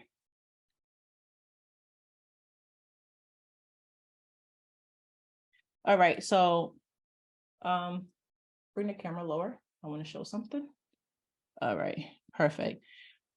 Now, when you get to the tip of each braid, because I said, because it sounded like the baby said, okay. I said, when you get to the bottom of each twist, right? You want to make sure you lock it in. Okay. You want to make sure you lock it in. And once you twist to the tip of the extension here, who could tell me what I'm going to do next? Anybody? Make a knot? What do you guys do? Make a knot with one piece? Okay, let's try to make a knot. Use a rubber band. You could braid it. There we go. Let's try to make a knot. If we make a knot, let's see what happens. Okay, I made a knot. Just a knot. Does that look bad? Burn it. That don't look bad.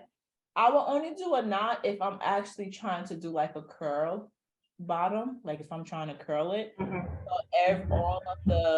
So all of the let's say braids. Use a rubber band. I wouldn't really use a rubber band because once you dip it in hot water, rubber bands pop because of the heat. Do you understand? Yeah. So if you're doing like a if you're doing like a thick twist, then you could just knot it. I don't like knotting will be great because it will give like the same consistency of like length. It will give you like the length that you want and it will just be like in one place.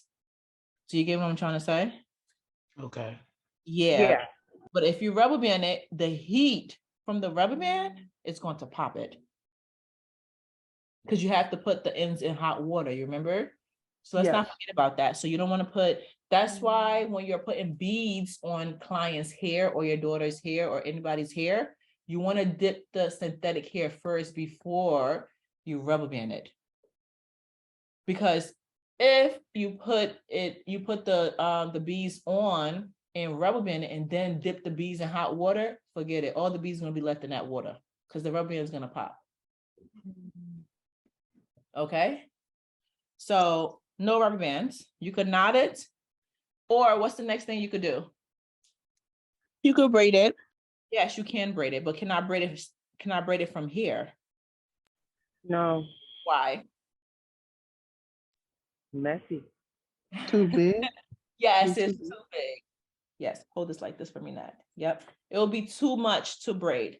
So what I would do is I will keep twisting. I'm going to just leave that knot there for a second. I will keep twisting to the bottom.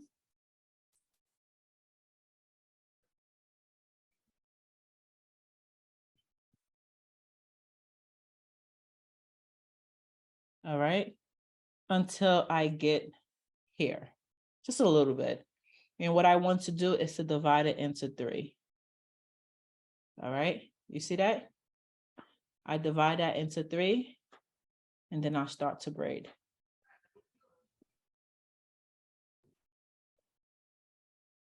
And I'll braid.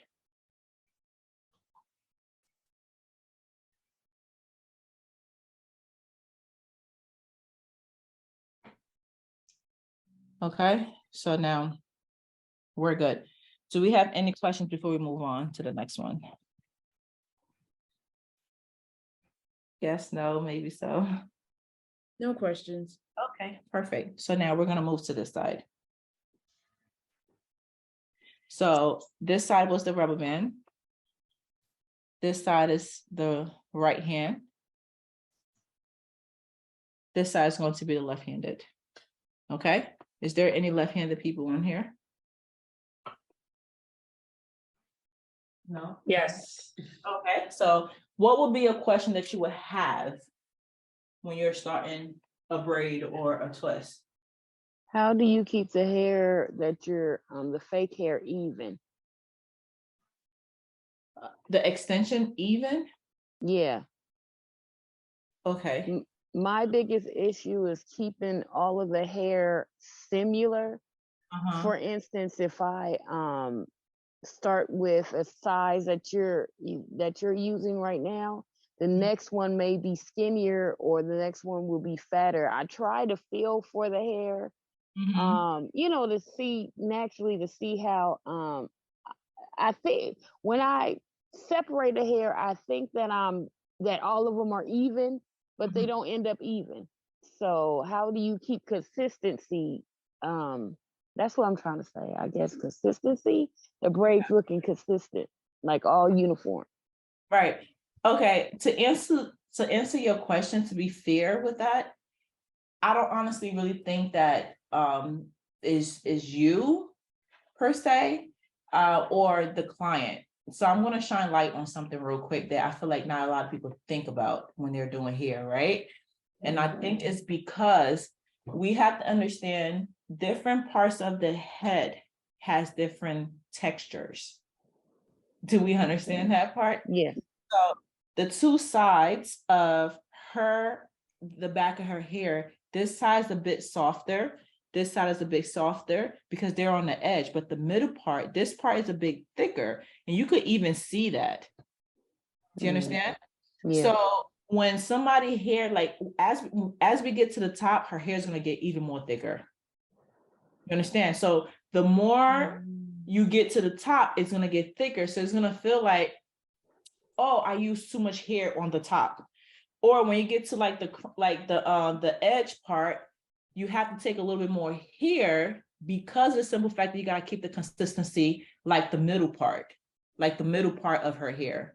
Do you understand? So it's not only the extension that needs to change, it's also what? My parting and Yes. grabbing. Yeah. Exactly. It's also the parting. That's why you feel like, oh, well, the hair is either too much or this one is too big or this one is too small, because you're keeping the same consistency through the entire head, where you can actually change it a little bit when you get to the top. You could actually change the amount of extension that you use, or you could slightly dim the part down a little bit, like part it a bit smaller a little bit, because her hair is actually thicker in the middle. You understand? So that helps a lot. I hope that helped a little bit. Yeah, right? Yeah. Yeah, because, because not a lot of people think about that. If the bottom is a bit softer and the edge is a bit softer, we know that, the middle is a lot more thicker on most people's head. So we got to make sure that we try to balance it all out. I always said doing hair is like mathematics, because it's not easy. That's why it helps to do what in the beginning? Pre-part. There we go. Because it give you the feel also. Okay. So I hope everybody understand that part though. Does it make sense? Yeah, right. Okay. So is there any other questions on how to place your hand if you're a lefty? My only question is, I don't know, probably I missed a part, because I just came back in, is when you're doing the natural hair twist, how do you hold it as the extension, make it tighter, basically? I don't know if it makes sense, or probably I missed a question. No, okay. No, every question makes sense. Okay. Let's rephrase that a little bit. Your question is, when you're doing the natural hair twist, not with the extension? Not with the extension, because I try to do it on my daughter, but when her hair is on the softer side, but when I do it, it seems like, it gets puffy and it's not as tight as you did with the one in the middle. I don't know if that's the one with the extension. Yes, the one in the middle. Yeah. How do you make it like that tight? This one in the middle? Yeah. Who could tell me what this one in the middle is? Which method was this one? The one in the middle? Rubber band. The rubber band. So we used the rubber band for the middle one, and the left side we didn't use any rubber band. We just the base. So with the natural hair, how would you make it? Okay, so from the natural hair, what I would do, and I am going to show, 2 different types of twists. Okay, when you're doing natural hair twists with no extension at all, you either want to do it while it's either wet, or you want to do it after you blow dry it. If you want length, you do it after you wash your hair, you blow dry your hair, it will give you the length that you want. It stretches out your hair, and then you could go ahead and twist it, right? But if you want it to be juicy, as what I call it, you keep it dim. And then you go ahead and add your products like oil, shea butter, or wrap like a gel or something, okay, to enhance your curls, your natural hair curl, your natural hair pattern. And then what you would do is you would just start to twist. However, in this case, because her hair is not dim, her hair is blow dried, I'm going to show you how you could do that. All right, so let me show you that really quick. All right, thank you. Of course. So a question, who could tell me how you could get a base to be tighter if you're doing natural hair? Flat twist? Huh? Started as a flat twist? No. I mean, a flat twist would be great, but because we wanted to be very, she said she wanted to be tight, right? Because it becomes loose. So I feel like if you wanted to get the juiciness and you're not really looking for tight, you do it while your hair is dim, because that's just to help to enhance your natural curls, right? Wet? While it's wet, yeah. While it's wet. Dim? Yeah, dim or wet. Some people let the hair air dry before they add the products and stuff in it. Or you can have it wet. Like I shampoo my hair and condition my hair while they're in twists, so when it dries, when you take it out, it will be nice and curly. Okay. But in this case, what you would do is box braid the base first. Do we understand? So because Okay. hair is dried out, like blow dried out, you want to make sure you box braid first. And to box braid, you have to part in how many sections? 3. Exactly. Okay. So when you start your natural hair box braid, and this is the exact same method also you will use when you're starting a knotless. So your knotless, I'm not trying to go off track, but I'm just trying to show her how to do natural hair first. Okay. So you will start all knotless. You start, not all knotless for braids. Okay. You will start with the person's natural hair. Okay. And you will hold it into 3. And you will use your index finger. You will go under. Another day, I would get very in depth with this. But to keep it tight for your daughter, just try to box braid the base first. And after you box braid the base, okay, and then you turn it into twists. Do you understand? It holds the base. It gives the tightness to the base. Okay. Do you understand what I'm trying to say? Yes, and so even if it's damped, because like I said, her hair is on the softer side, so would it still work or would it still hold the twist? You don't use heat to her hair, correct? Or do you? I do blow dry, just blow dry. Yeah, you could blow dry it. Okay. Because if you keep it damp or if you keep it wet, it can't really that tightness, right? Because her hair is wet. So it's not gonna be too tight. Okay. Wet. And if you have products in it, it's gonna make it slippery. But if it's dry, then tightness that you want. But we don't want to make it too tight also because but braiding it from the base and after you braid it maybe like an inch, you want to divide one of the sections that we had that was in 3, and you just want to go in with a twist. So it's gonna give it the length because it's also blow dry. And keep in mind, you don't want to be all up on the twist. You want to create the twirl first. Okay. And then go in. When you get to the end of her natural hair, you could either rubber band it, put beads on it, or you could actually braid it. Oh, okay. And then go back to the braid. Okay. Go back to the braid. Now, if your hair is wet,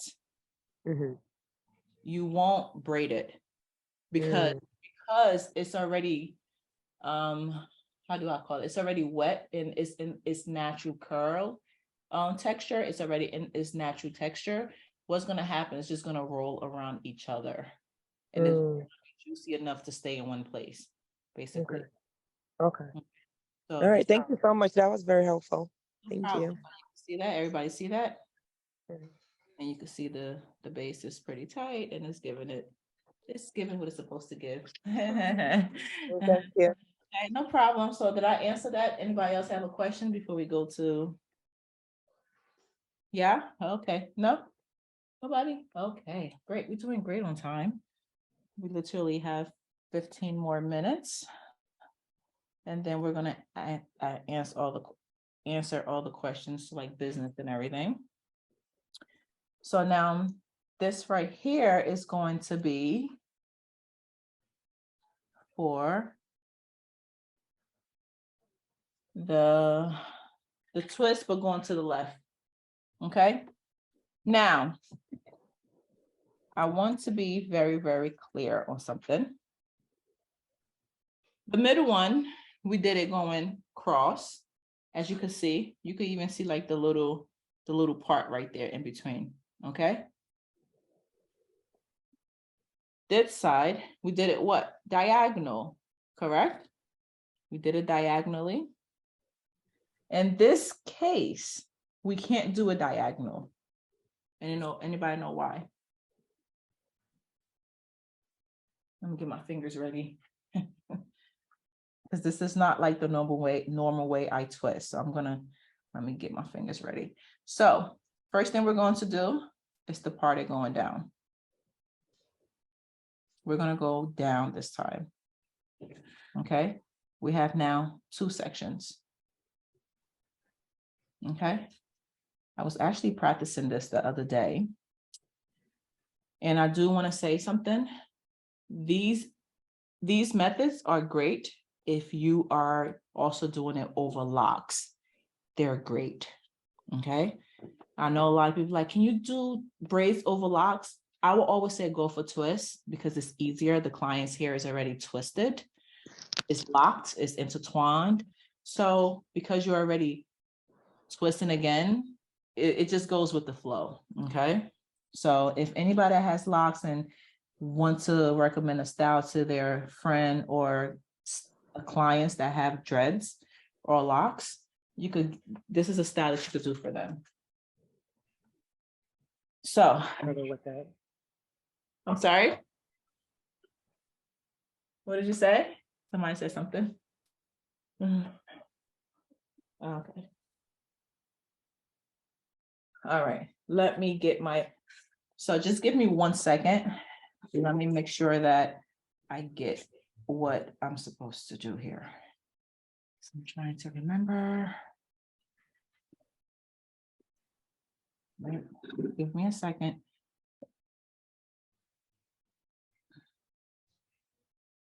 I remember. All right, perfect. I'm with the flow. All right. Now, because twisting left way is not the way I twist, but I definitely know how to help anybody that does twist going to the left because I know how to twist that way. But is it my everyday go-to way? No, it's not. But I could definitely teach you how to do it. And I could definitely help you if you had a full head with ends and you need help. I'm like, girl, let me help you finish your ends and I could teach that way. Yeah, pick up the energy, guys. Everybody looking so, Okay, so let's get back to it. So in this case, I split it into two, and I am now going to do the same thing that I have been doing for all of the other twists. Okay, I'm going to create the twirl. Okay, but this way, this time I'm going to put it going up and down. Can you guys see that? Turn your head for me, Nat. There you go, like that. Do you see it? Yes? Okay, great. So, Yep. okay, so it's down, right? Now, I'm going to put my index fingers there, and this hair is going to come outward. Okay, now this hair is going to be on the inside instead of the outside. Can you guys see it? The left side is a bit more complicated, but I'm going to take it back again. It's going to be out. The natural hair is going to be inside, and the synthetic hair is going to be on the outer side. Okay, so now I'm going to wrap the natural hair going towards my right instead of coming in towards my left because I am a righty. So I'm doing it in the method of a left-handed person. So I'm going to go out. Okay, so I am going to create the twist going outward. Do you see it? Before the twist was coming what? Inward, correct? Yeah, Yes. can you repeat that process quickly? Because All right, let's make that process more clear. Deji, hold the camera for me. Yes. Move it. Can we move it closer so they could see?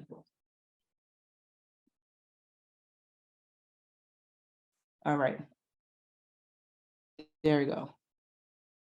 Fix the focus. Okay, perfect. Can you guys see it? Yes. yeah, yes. Mm-hmm. For those who twist to the left, you already know how your twist method goes. Because as soon as you touch hair and you want to start twisting, it automatically takes you to a path that makes you more comfortable. Okay, so even if you're a righty, I have people that are righty and that still twist to the left. So what I'm trying to say with this is that Instead of parting diagonally, I part it going straight down, okay? It makes it easier for me to see what I'm doing.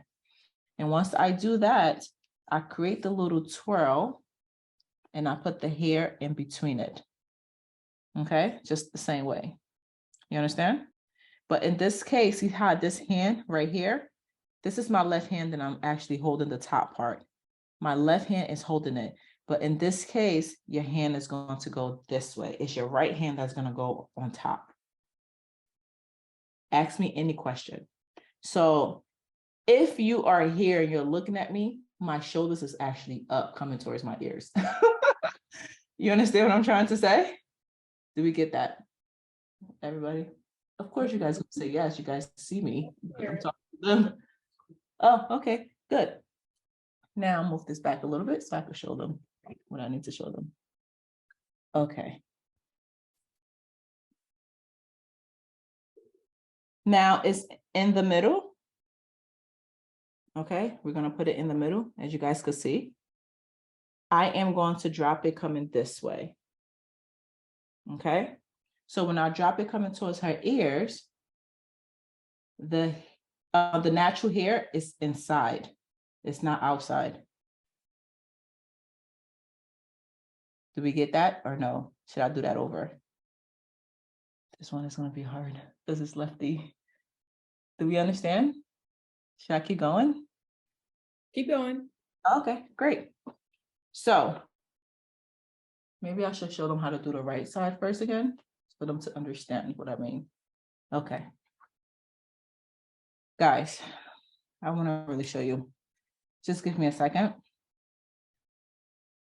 When you're doing it the right side, diagonally, you put the hair in between, right? The natural hair comes towards you. You twist it coming towards you. I just want you to understand the differences. The natural hair comes towards you and you can see it coming towards you. Can you guys see that? Right? But if you're a lefty, the natural hair is going to go outward. It's not going to come inward. Okay? Instead of twisting it coming to you like that, you're going to twist it going out like that. In order for the hair to twist out, you have to put the extension on the outer side of the hair, not the inner side. See how I created the part for the righty? You will put the hair inside and you will twist it coming to you. But in this case, I'm going to put the hair outside, okay?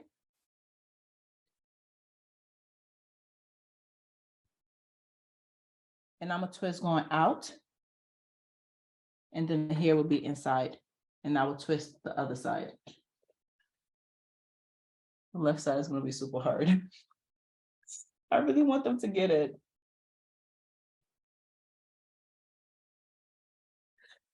All right. Let's go back to doing the left.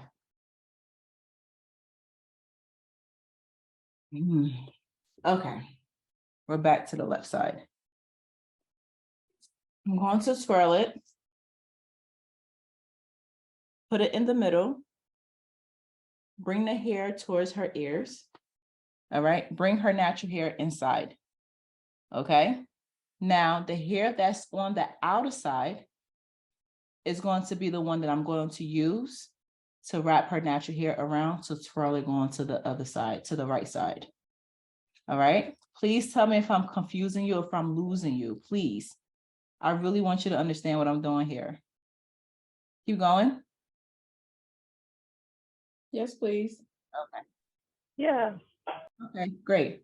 So now I am going to twist it or twirl it going towards her ears. Okay.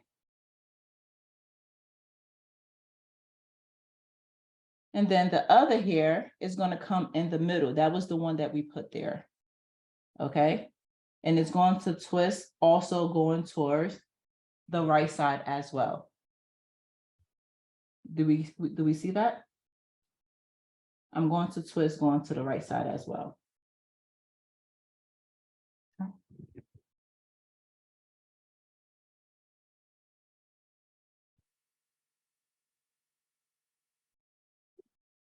Whew. Do you guys see that?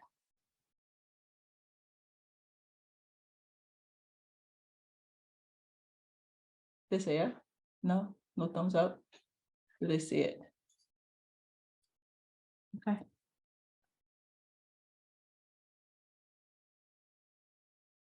Yes.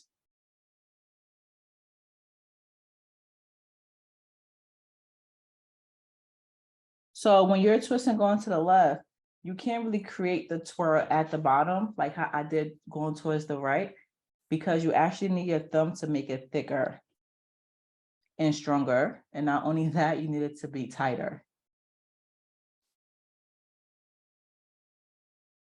So you create the twist as you go. Bring that down. Like that. Okay.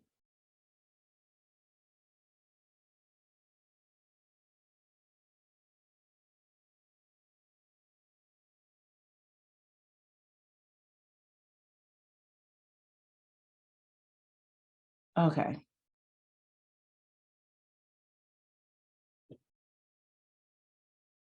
Now,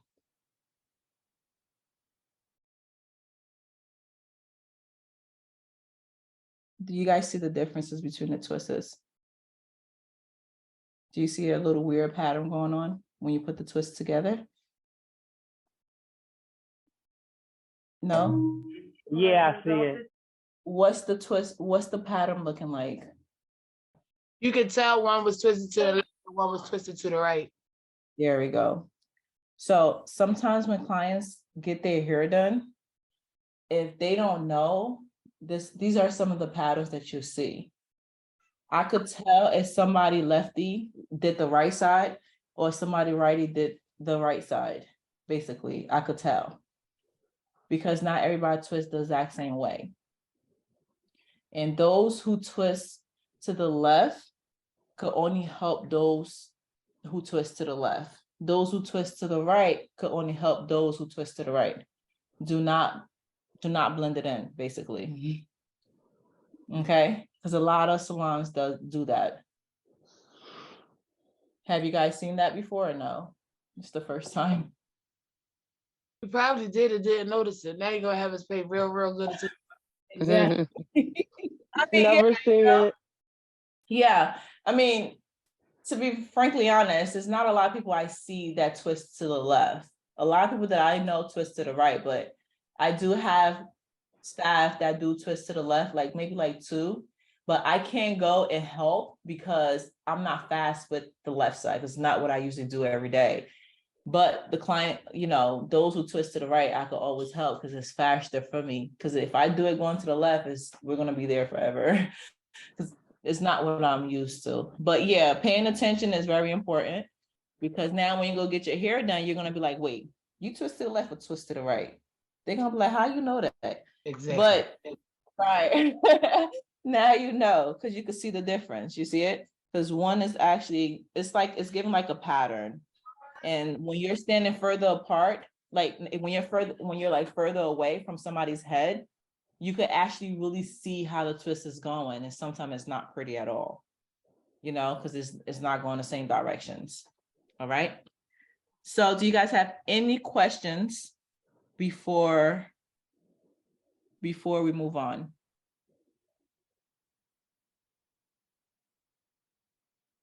No? So are you guys ready to talk about the business part and the questions that you guys had about business and everything? Because we're 4 minutes over. Is it possible, this is not really a business question, Okay. but like with box braids, how do you, or individuals, how do you keep it tight to the scalp? Box braids or? Yeah, with the extension. Okay. You with the extension, let me see. Let me take this one out. So box braids, Who knows how to do a box braid on here? I do, but I haven't done them in years. Because I So, used to do a lot of them as a teenager, but over time I have been doing them off and on, and then I had carpal tunnel from doing them so much. And so when I get back to it, I just want to know more different techniques that I could start doing the knots again. so what are one of the techniques that you do use, if you could explain it briefly? I used to like how you separated the hair. Yes. I put it in 3 legs. And after that, yeah, I would kind of twist it between my fingers. But also I'm a self-taught learner. So just like how you did yours, you know how you loop the hand, but Yeah. I never locked it like that. I'm just, yeah. Because once you get here, you unloop your hand again. Okay. No, I'm asking you, that's what you do? Yeah. Right, okay. Let me tell you something real quick. That is, I don't know about the looping part, but that's just gonna have your fingers trapped. But if you could hold the hair like this and put it on the top, okay, it helps with that. But before you do that, can anybody tell me what I need to do with the person's natural hair first? Grab it. Split it into 2. Split it into how many? Into 2. Why not 2 though? Everybody, listen, everybody technique is a great technique. Okay. But why not 2? Why not divide it into 3, but just 2? Well, when I do mine, I split it horizontal in 2, and then the bottom piece will be the extra third. So I go horizontal, and then it's a small T. So it's like No, horizontal, straight across in the middle. And then as I'm going to braid, I only grab one piece of the bottom side and grab the other piece with the bottom side. Okay. It's weird. Yeah, I'm trying to figure it out. But I could say we could kind of like, I'm more of a diagonal type person. So I'm going to do the top diagonal like that, and then the bottom one going down like a little zigzag like that. Yeah. This is just to help you understand. If you divide your hair into 3 sections, it helps you to feed each string of synthetic hair natural hair, so all your braids could be even. Because if you have just 2 natural hair and you split it in between 2, you have 3 pieces of hair. So what's going to happen is that one side is going to feel weird. I don't know if I'm explaining that. Like the hair won't feel even throughout the entire braid. Okay, so let me just run through this a bit. So you want to put the hair, put a little bit of gel on the hair. All right, to get it out the way, but you want to divide it into 3 sections.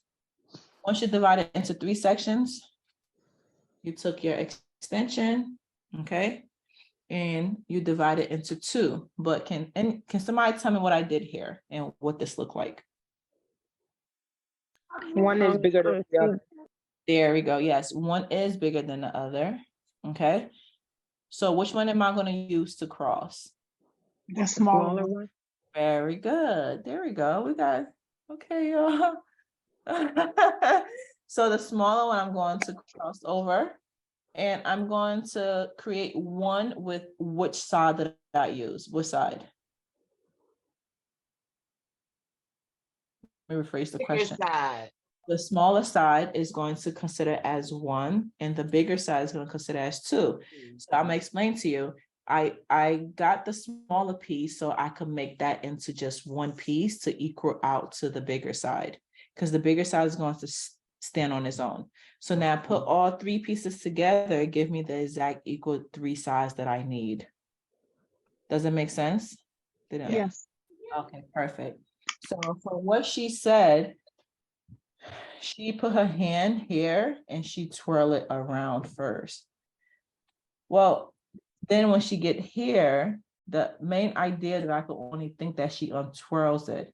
I think it's more like it's a safety thing mentally, you know, but yeah, you know, it's like a secure, it's just a way to do it because you're so accustomed to doing that way, but it's okay. A little change could help, okay, just so it could get you that tightness that you're looking for. Where I'm not trying to change anybody's method, I'm just trying to, you know, add more to it. So if you hold it this way, what I like to do is to have my middle finger and my index finger in between, just so it could give me the freedom to go in between it to grab here if I need to. Okay, I'm not trying to confuse you here.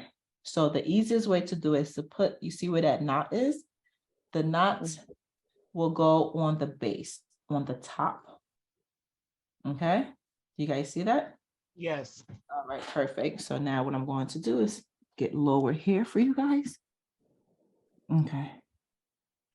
So you see that is, you see the base and you see the knot right there. Right So there. what I'm going to do, you see how it's still open right here? Yes. Just look at that.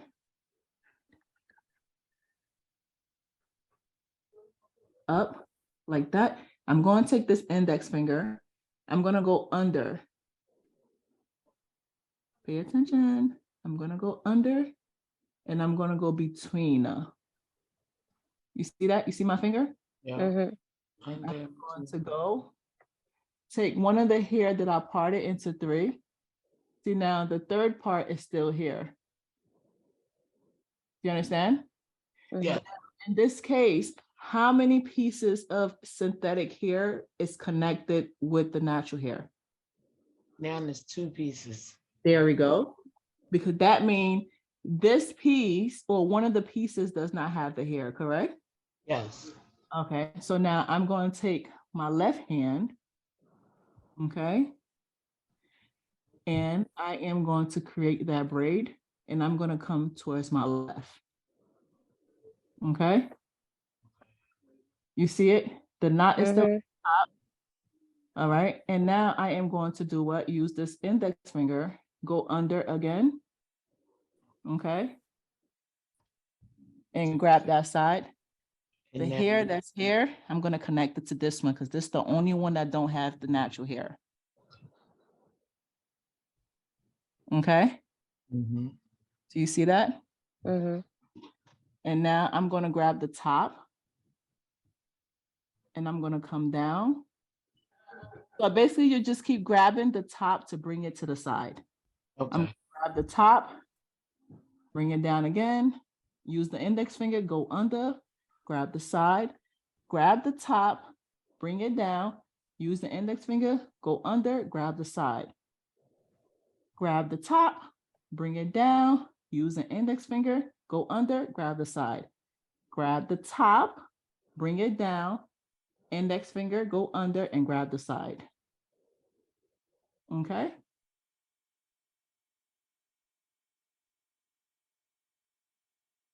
Do we see that?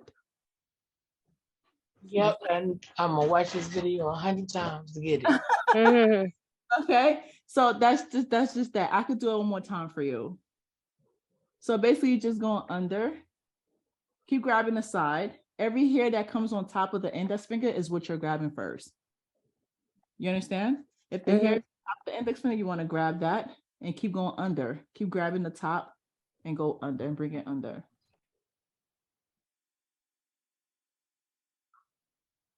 Okay. Yes. Do you guys have any questions? I could do it one more time if you like. Please, please, please.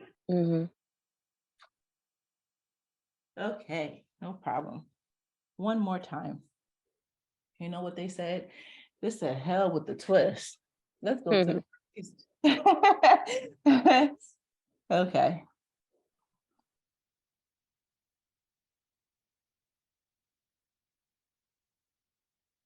All right. So who could tell me what I did? This would just nip it. It would nip it in the butt. If somebody could tell me exactly what I did. Well, I know you parted the thing in 3 pieces. Yes. I'm gonna part it right in 3 pieces.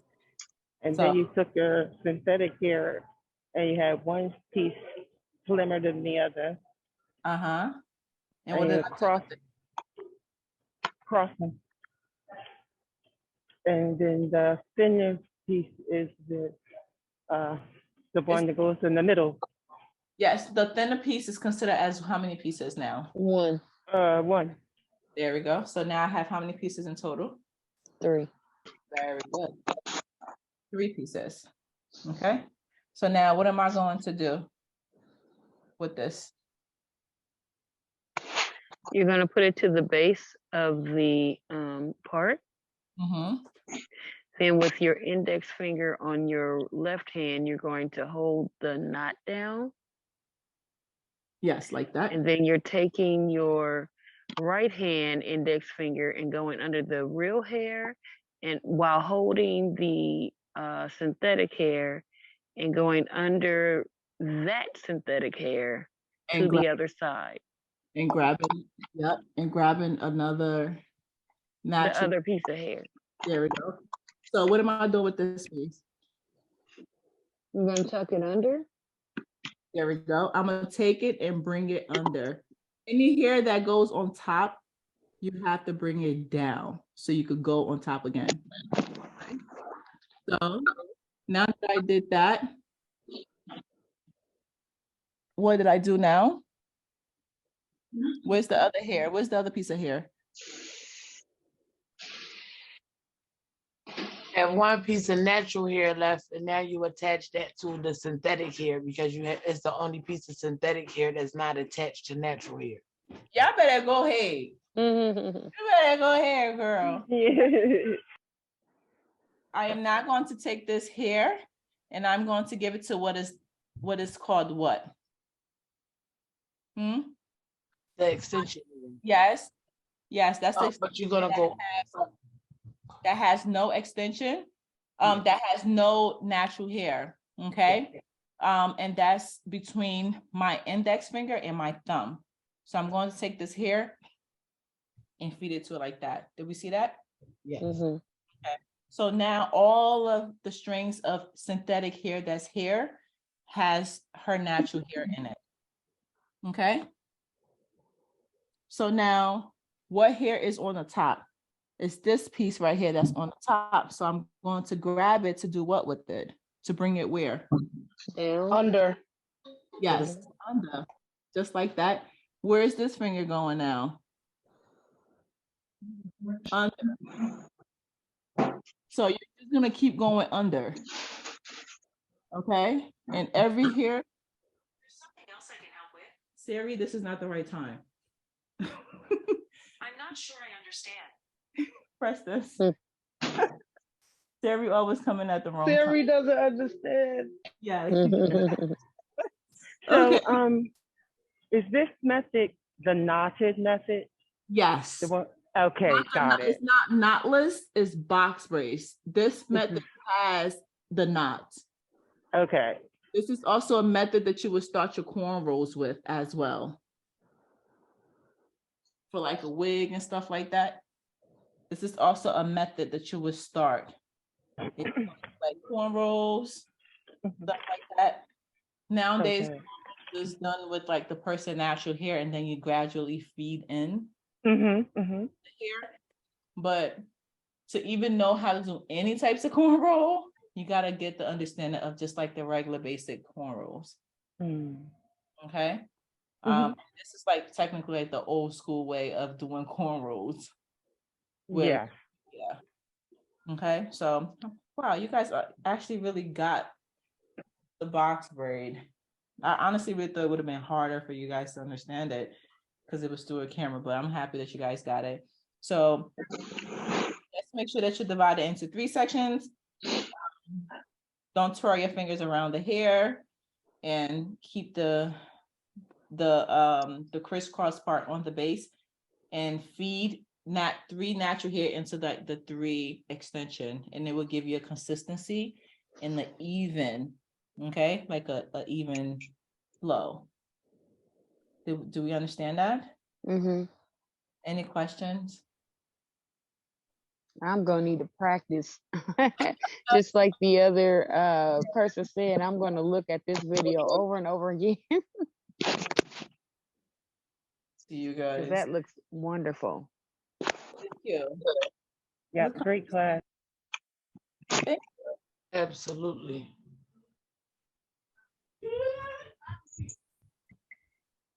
Yeah.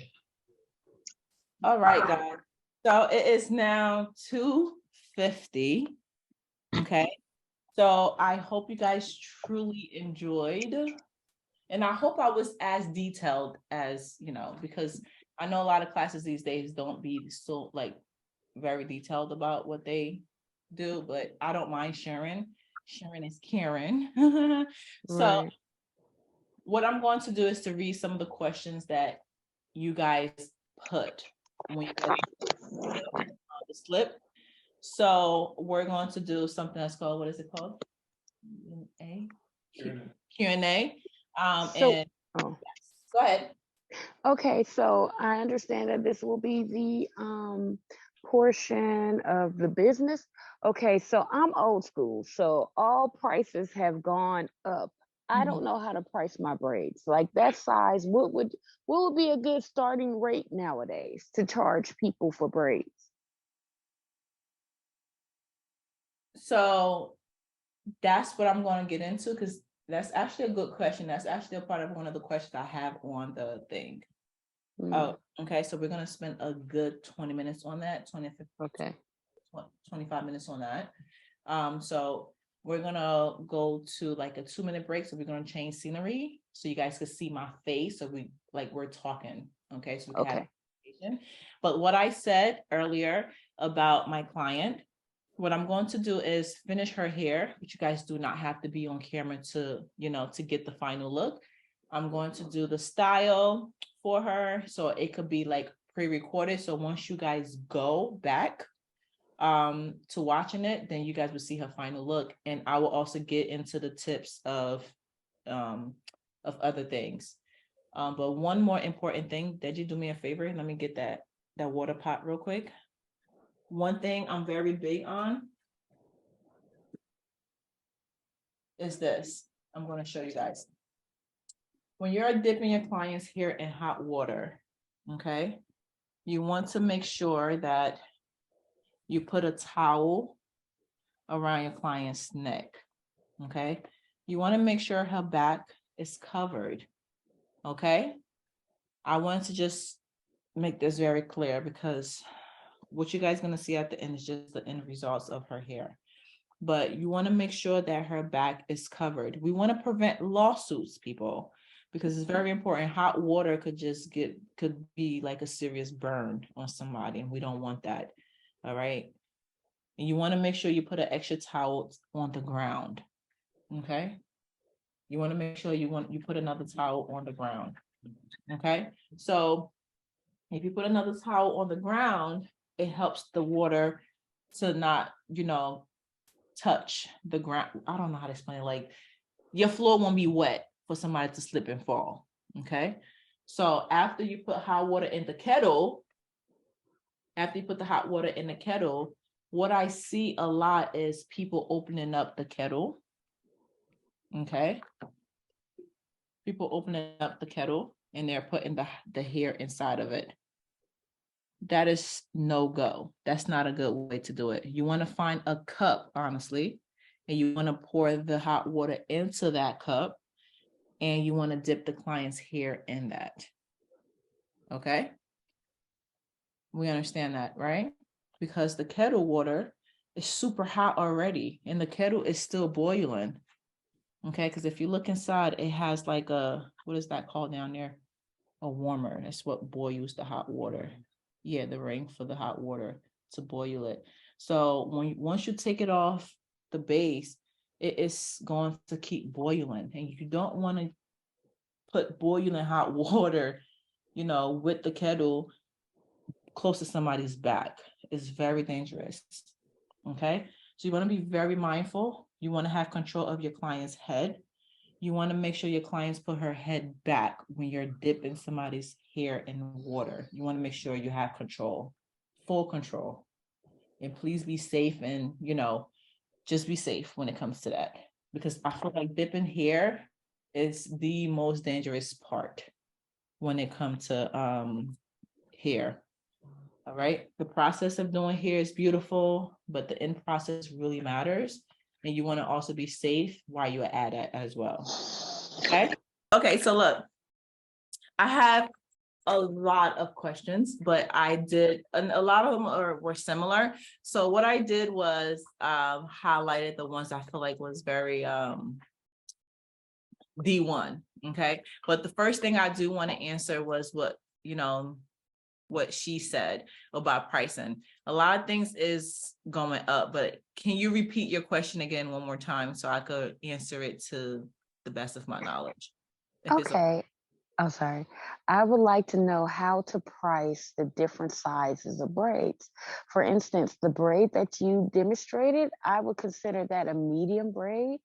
So should I price them by size, or should I price like in all general? Because back in the day, I would just say, hey, you want, you know, when you want your hair braided, this is my price.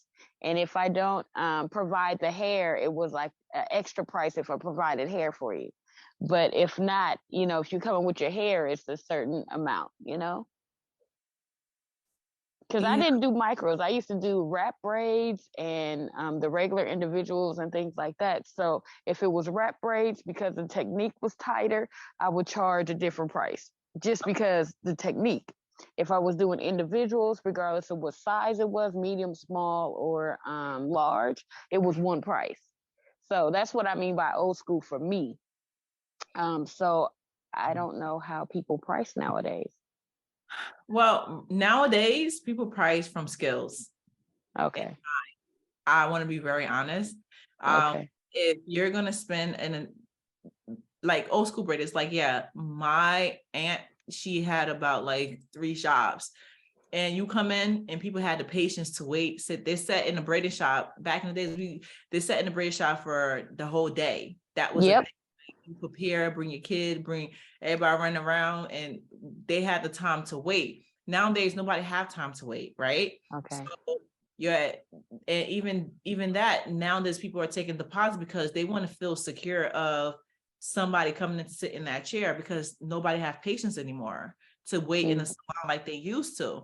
So people price off of their skills, basically. Okay. If you feel like your skills is where is that, and you're going to take 6 hours or 7 hours, they price off of that. And like for an example, my medium is considered some people small, like when it comes to knotless. Like what I just did, that's an extra large for me. You understand what I'm trying to say? Yeah, but to some people, it may be a large or a medium to them, you know, but mine is an extra large. So, I mean, everybody is different. Everybody's entitled to put a name to what they feel like they're creating, basically. So, okay, so I have one more. I'm sorry to cut you off. No, it's okay, fine. so if I take 6 hours to do one head, how much should I charge that person? What type of styles are Like you? individuals, I'm sorry. Like box braids, knotless, or what? Box braids. Can anybody tell me if box braids takes less time than knotless, or knotless takes more time than box braids? Knotless takes more time. Yeah. Yes. There we go. That's what I mean by skills, because knotless takes more time than box braids. So what you would charge for knotless, you wouldn't charge for box braids. If you're going to charge $250 for knotless, you would charge maybe like $180 for box braids, because you could take probably 2 or 3 of them in one day versus. Okay. You understand what I'm trying to say? Mm-hmm. Right. And I'm not saying shortchange yourself. Mm-hmm. I'm just saying do what you think is best for you. And price from what your instincts are. If you feel like, hey, this is it, then people who actually really love your work will pay for that. There's no if, buts, or anything about that. Okay. But I do want to add into something. When your prices go up, not only your skill, your professionalism have to go up as well. Mm-hmm. That's very important, because you cannot say, hey, I'm going to charge $400, $500 for this style, but you're doing hair in the house, you're cooking, your kids is running around, stuff like that. You understand? Like, kitchen beautician. you know what I'm saying? Like, you want to be professional as well. And granted, listen, we're in the industry where we can't satisfy everybody. And because we can't satisfy everybody, you're going to have that one person that may have something to say, but you want to make sure you satisfy the majority of people. That's just that, because word of mouth is just key in this business. Okay. So I hope I answered that question for you. Thank you. Of course. Anybody have any other questions before we move on? I have one question. Yes, Will the Q&A part be part of the on the recording too? Because I have to go to work and I don't want to cut it off. I want to take you to work with me back.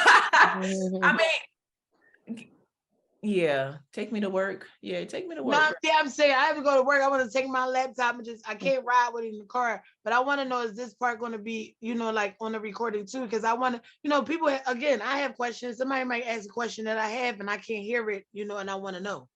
Right, absolutely. Yeah, it's going to be recorded. This entire process is recorded. Okay. Yeah, right. Yeah, this entire process is recorded. What we would do, we'll edit it so it don't be so long to email it to everybody. Okay.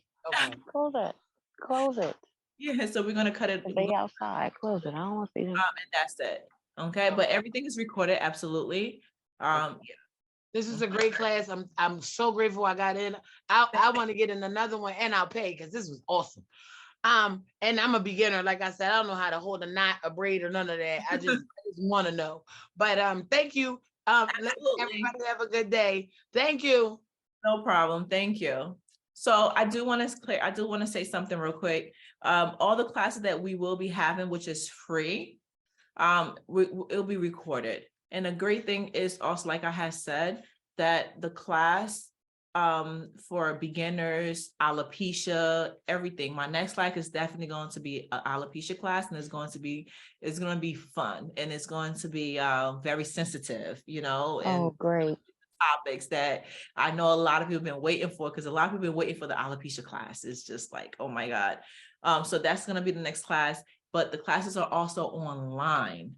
If you want to feel comfortable in your own home to take the class, we have 30% off for everybody, and these videos that we do that's free will also be a part of that.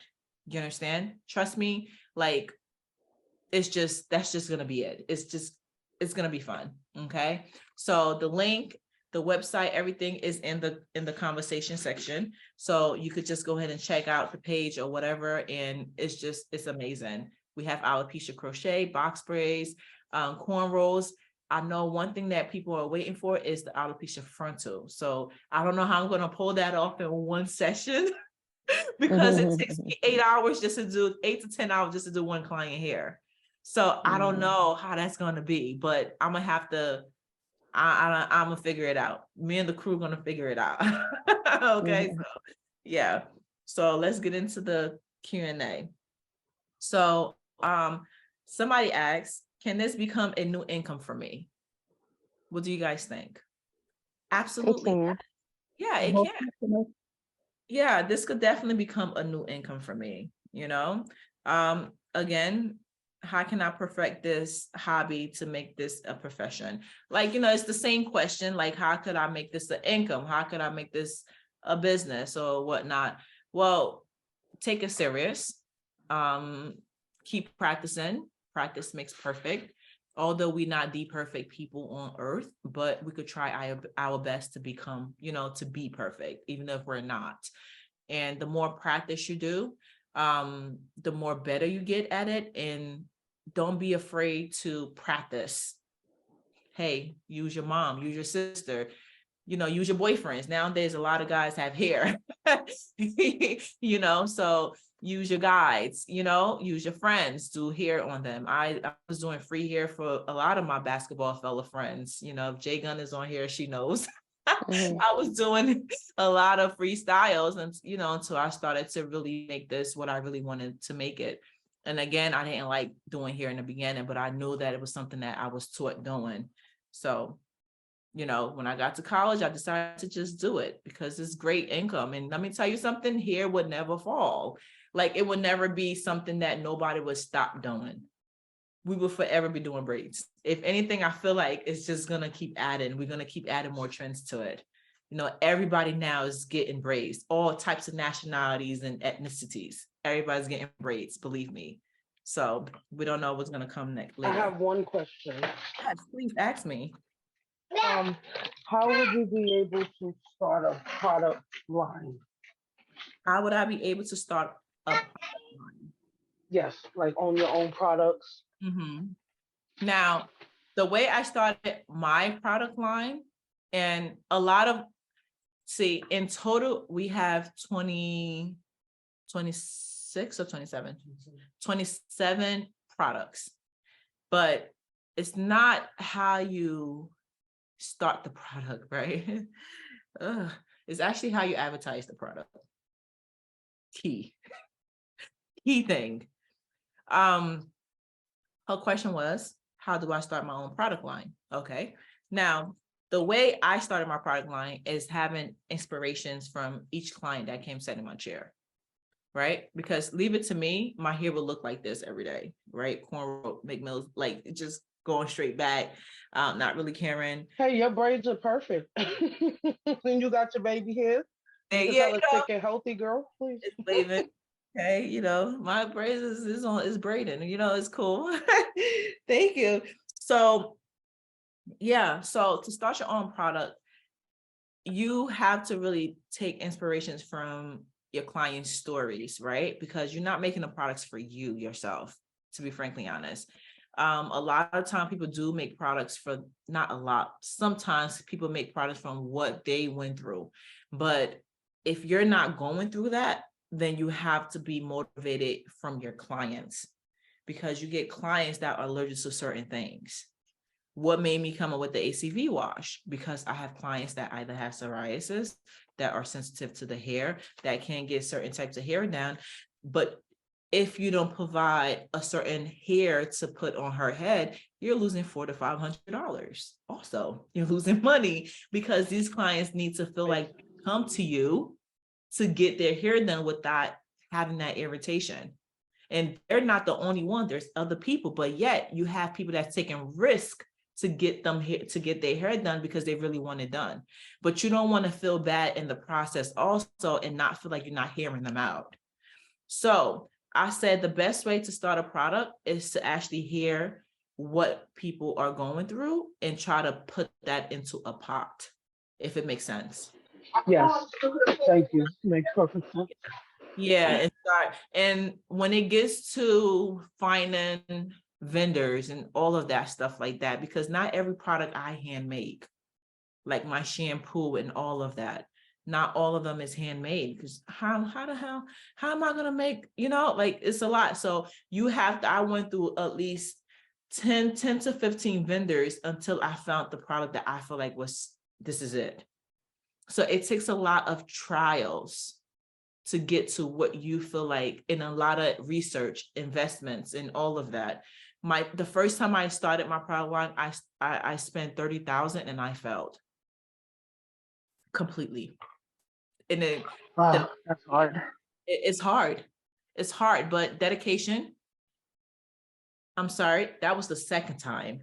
And I failed. That means the first time I failed, I spent $3,000 and I failed on that.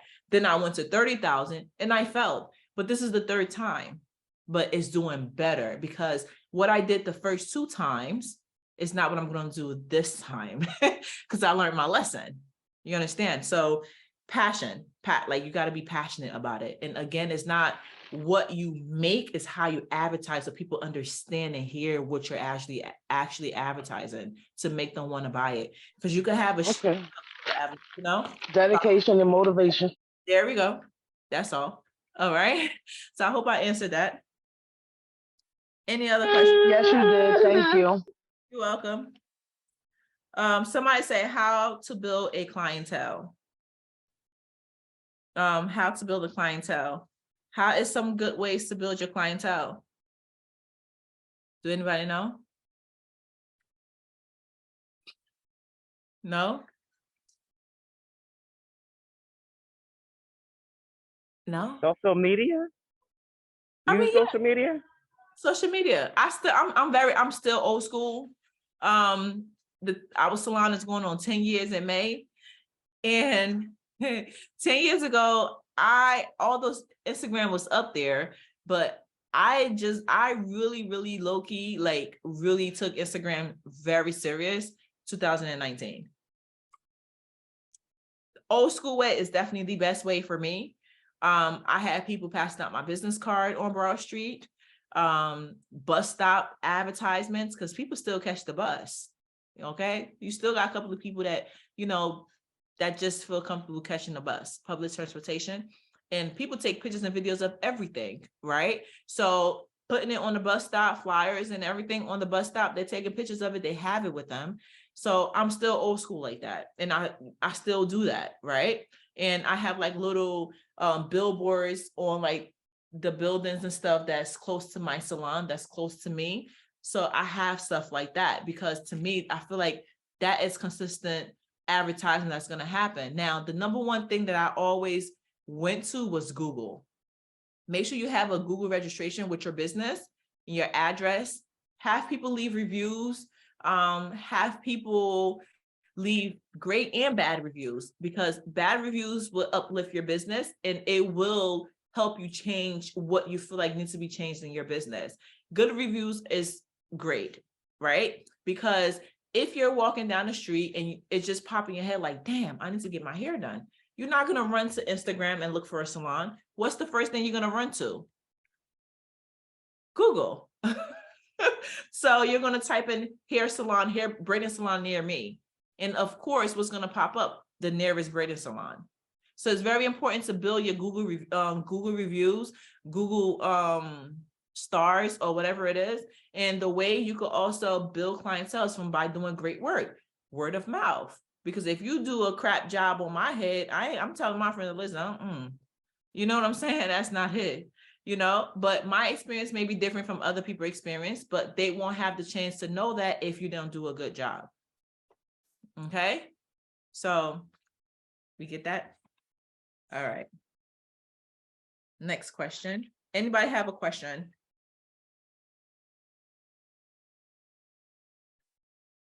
Any other questions? Not really a question, but just to piggyback off of, you said promote yourself. I don't know if people realize it, but a lot of beauty supply stores now have like the business card holders. So I typically leave some of my business cards in beauty shops, the beauty supply stores. So that's the idea for some people too. That's a good one too. That's the old school method. That's what I was saying. A lot of times you go to the beauty supply stores or the Broad Street bus stops and everything, and you actually advertise your business. That's a very great idea. Anybody else have any other methods? Not methods. I was reading something. Somebody said, I was wondering, is there a teaching method for left-handed braiders? And she also need help parting. And so that's why I try to go really over that. But I haven't met a lot of left-handed braiders. I met a lot of right-handed braiders. And I self-taught myself how to do left-handed stuff because I know I wanted to get in the industry of teaching. So what I did was taught myself, because I don't know a lot of left-handed people, you know?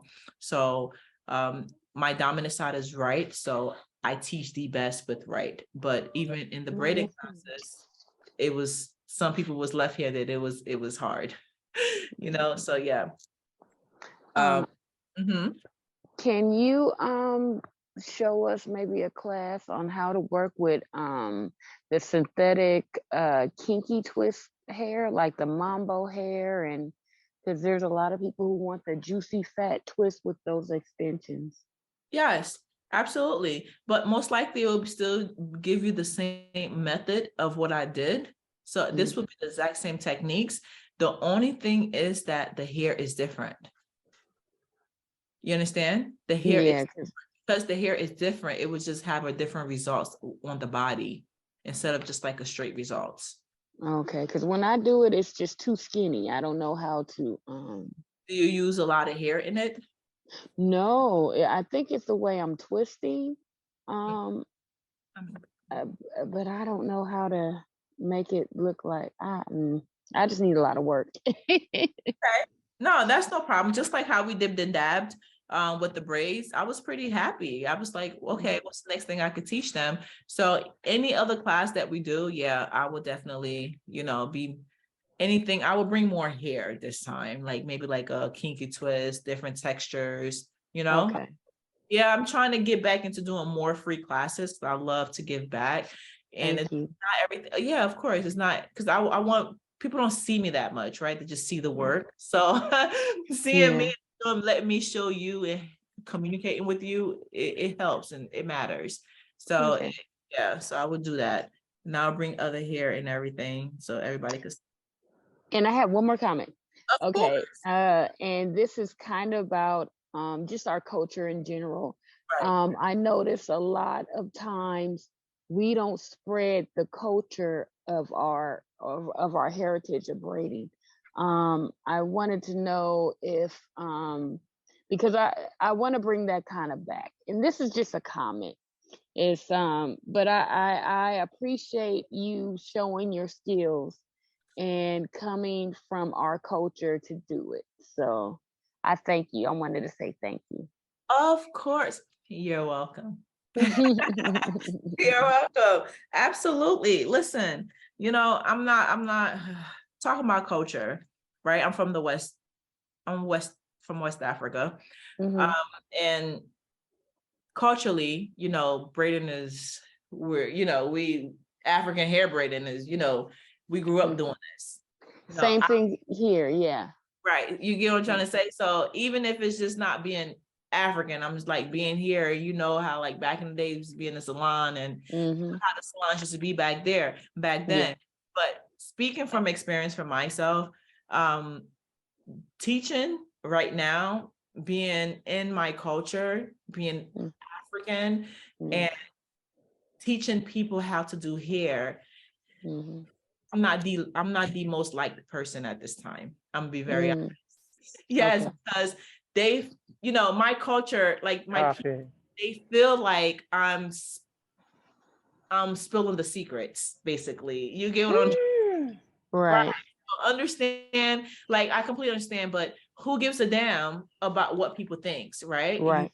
You feel that you share awareness, and at the end of the day, people that you're sharing skills with, will take it and they will run with it, but I'm not going to say not everybody is going to become this, braider or whatever, but having knowledge of just hair, you understand? And having knowledge of going into the salons and knowing what you're getting is very important, because to this day, not everybody know about hair and not everybody know about what they really want. They still ask questions. So to me, it's not just teaching a class to those who want to do hair or become a business owner, right?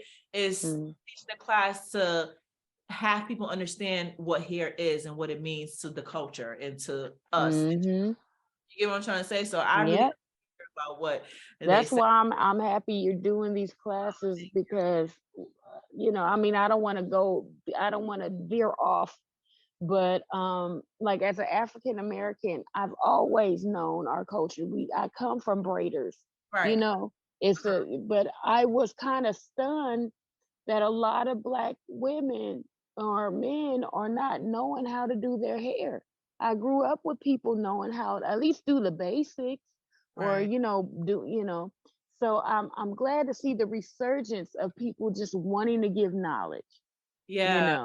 And that's why I'm kind of elated. I know I'm gassing, but it's the truth. I'm really glad to see this, and people willing and wanting to show, our cultures, regardless of where we come from. I know my culture, and I understand our history, and I just love it. That's all. Thank you. And I truly appreciate all of you. And to be frankly honest with you, I didn't expect 300 people to sign up for the course. Mm. No, we didn't.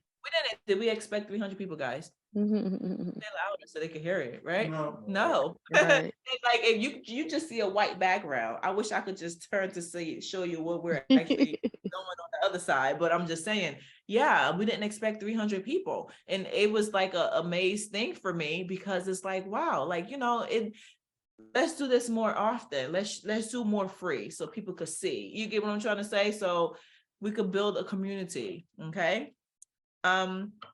Yeah, but that also go on the topic of opening a hair braiding salon or opening any salon.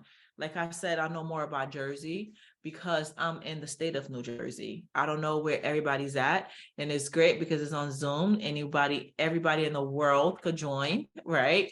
So yeah, opening a business nowadays, we do need a braiding license to practice. And I did see some of my students on here today, which is amazing. Yes, you need a braiding license to do hair now, okay?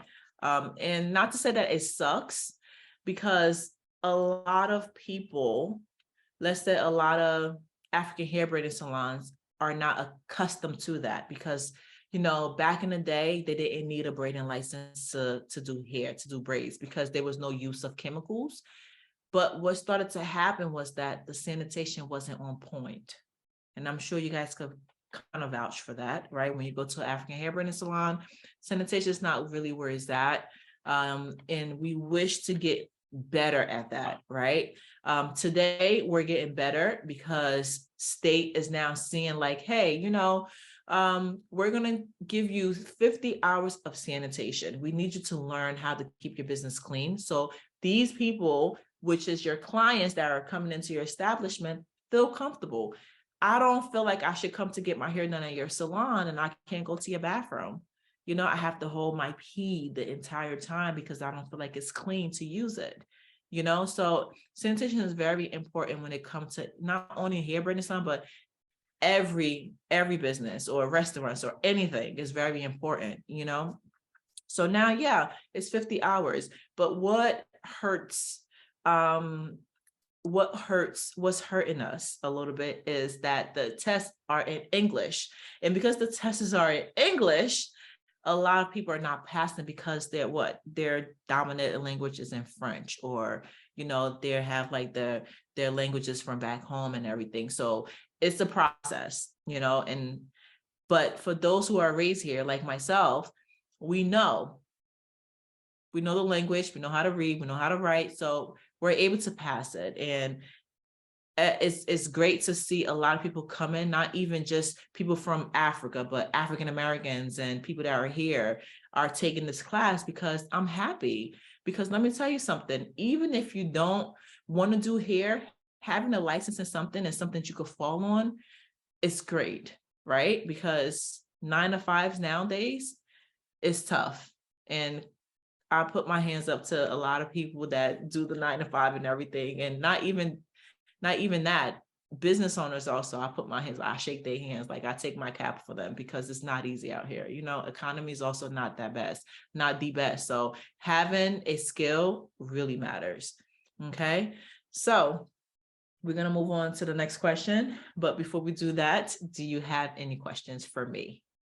I really take questions from those who are here as well. So I just wanted to say thank you so much for this opportunity. Really appreciate you. I'm a mother of 3, and I know that you have your own family. I just wanted to know, like, what keeps you going, what motivates you. Like, I just wanted to hear that from you. You really inspired me. So thank you so much. Don't make me cry on here, girl, because I am a sensitive person. They all know that. I'm such, honest to God. I was gonna start off with like a punch like this. Like, I was crying before we started. You know, I was so nervous. I was so nervous, and I was crying. Right, Donald? I was crying, right? Yeah.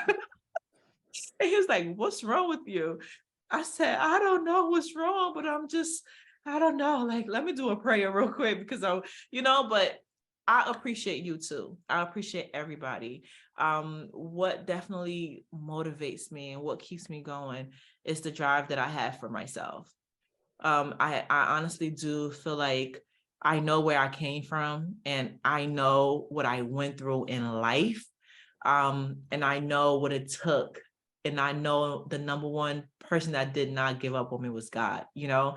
And even if you have your family, your kids, and I was just stating that today to Donald, like, yeah, he's the project, like, anyway, he's behind the scene. They're like, who the hell is Donald? But anyway, yeah. So I was talking to him like, you know, sometimes when you have this vision, right, and people don't really see your vision, they don't believe in your vision because they don't see it where it's going. And a lot of times, because they don't see it, it hurts you because you want them to see it so bad that they can't see it. And the closest people to you don't see it. But when the results is positive and it shines light on the results, right, what happens? Now they're like, oh, girl, you know, I was there first. I was, you know, when they really wasn't understanding. You understand? And you know what his response was? People like the results, not really the process. And I was like, damn, that's deep, because it's true. When you're doing something, they don't see it. But when you succeed at it, they see the success, you know? So now they're with you. But definitely God really keeps me going. My family is amazing. But the number one thing I definitely said, the support system that I have for the family that I created for myself is amazing. The family that I grew up with is not, I don't really have much of a relationship with my family. I just want to be very honest, because I'm a very vocal person, and I'm not scared to whatchamacallit, but the family that I did create for myself, like my kids and my husband and my shop family and my team, like, that keeps me motivated, right? Because I say, if my business fall, everybody that's eating from it won't eat. So if everybody's looking at me, you know, to make sure that this business keep going, this keep growing, I can't let it discourage me. No matter how discouraged I get, I look at the bigger picture. So even with just my team, that for the business, I always tell them, don't work for me, please.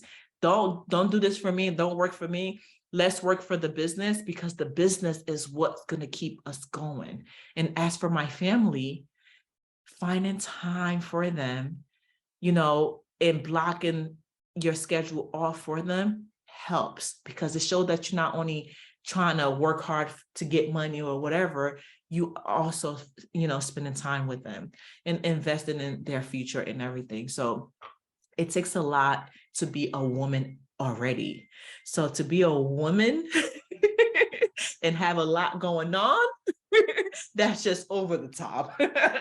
You know, that's just over the top. So, you know, just keeping yourself straight and grounded and having faith. That's just that. That's just that. Thank you. Thank you so much. Really appreciate it. Yeah, I look beautiful. forward to your beautiful. classes, honestly. It's really amazing. Absolutely. No Mhm. problem.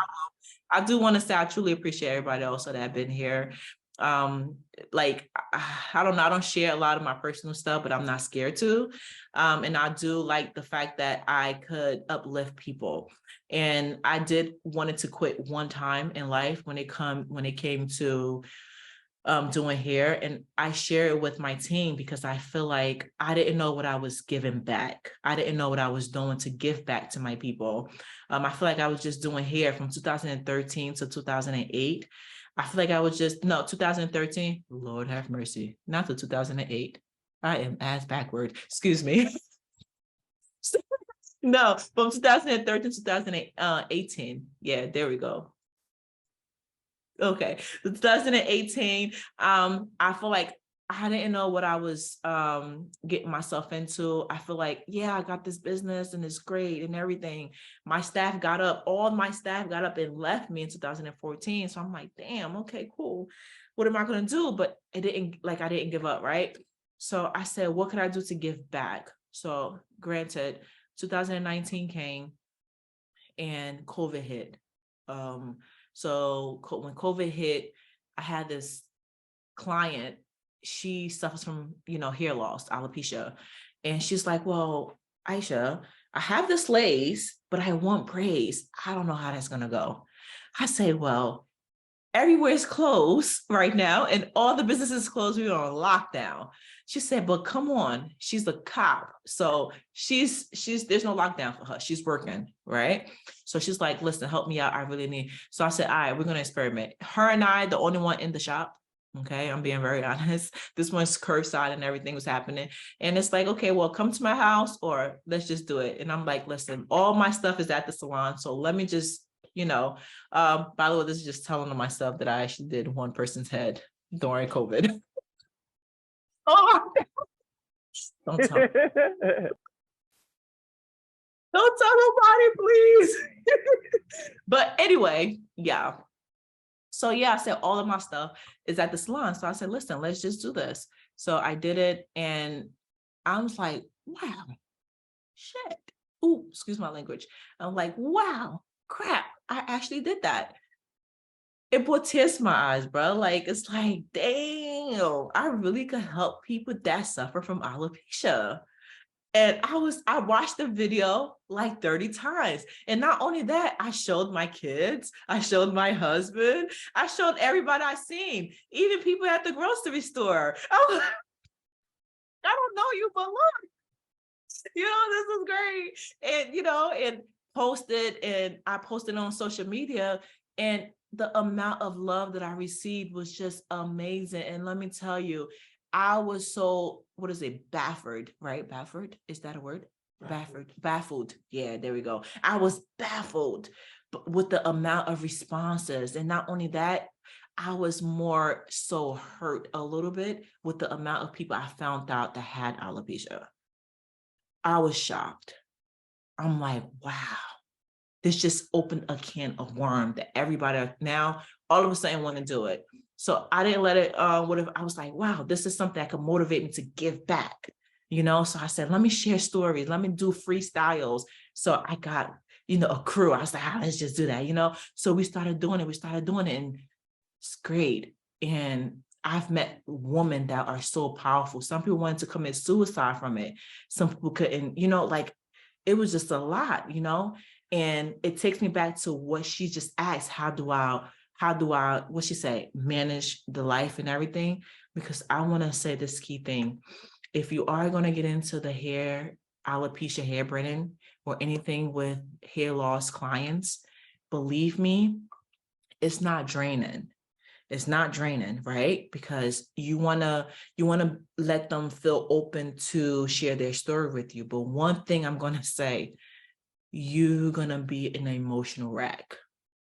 So waking up happy, doing consultations the whole day, they're putting their energy, and not only energy, they are sharing their story is going to bring you down because you like, damn, I have to help this person. And then from that, you have to focus on your family. So now what's going to happen is that you're bipolar.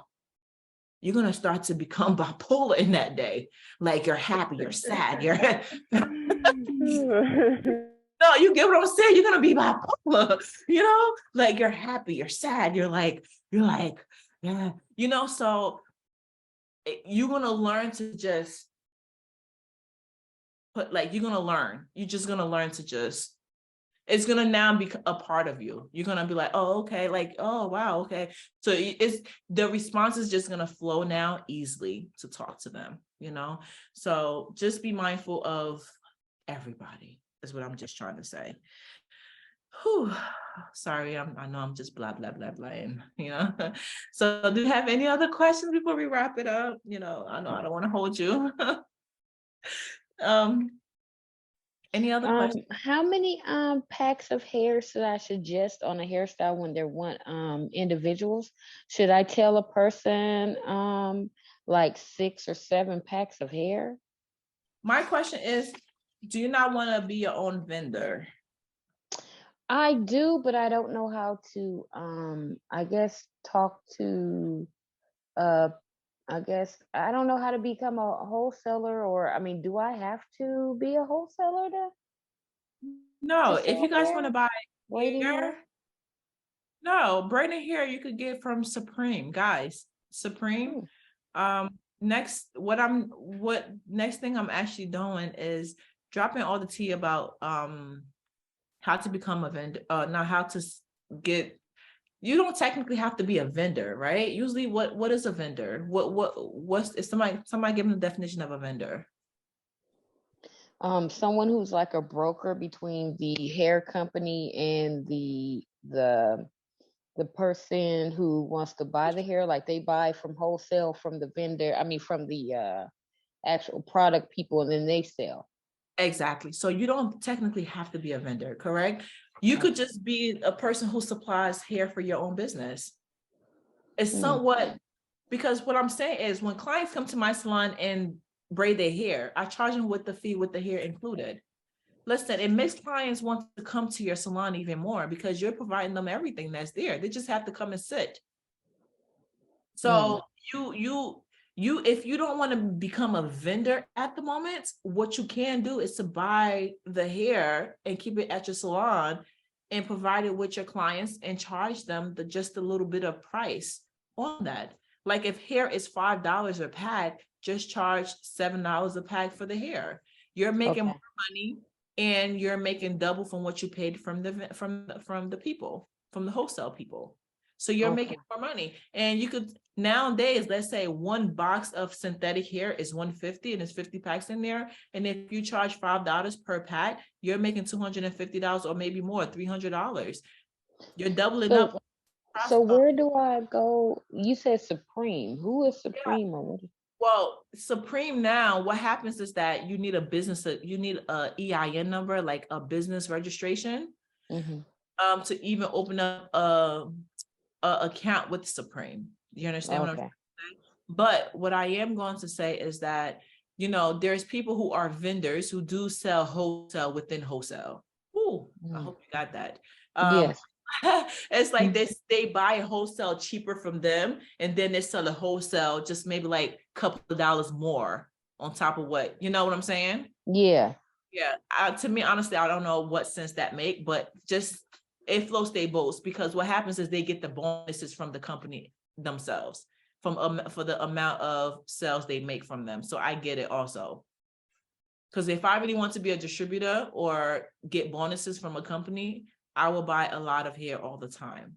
You understand? But but because I have family that's in the wholesale business, I like to support, you know, my own, you know, the people. But it's great to have hair on deck, like hair inside your salon. So you could charge a little bit more, you know, charge a little bit more. And but to answer your question though, if somebody wants to come get box braids or single braids, in my salon, it takes about 3 packs to fulfill an entire head. 3 pack with the 2 balls. You understand? Because it would be considered how many? Like 3 packs. It'll be considered how many bundles is that? 2, 4, 6. Yeah, it'll be considered 6 bundles. That's more than enough, you know? But if you feel like the person's getting along, I had a client the other day that wanted calf length. I said, huh? Hi. Yeah. So that was, let's say 5 packs of this. Okay. So 5 packs of that, that's like 10 little bundles. Okay. Yeah. So depending on how the client wanted long, short, or whatever. I have older people that just wanted mid back, and that takes about like 2 packs, which is like 4 bundles. So I hope that's, you know, I hope you enjoyed the class just like I did. I gotta go eat. So I'll see you guys later. And, Thank you. Thank you. Wonderful class. Thank you very much. I appreciate it. So much. Thank you. Don't forget to go to the academy. You'll see more of these videos, okay? Going right now. Yeah, go there, girl. I'll meet you there.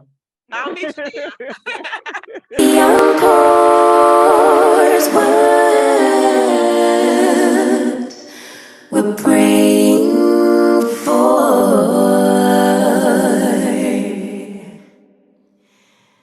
Make it right in the next life.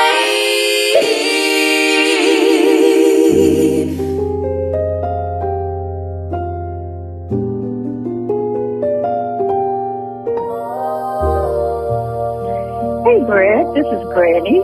I'm calling you because I just listened to your music. Girl, you were killing it. I enjoyed it, Brad.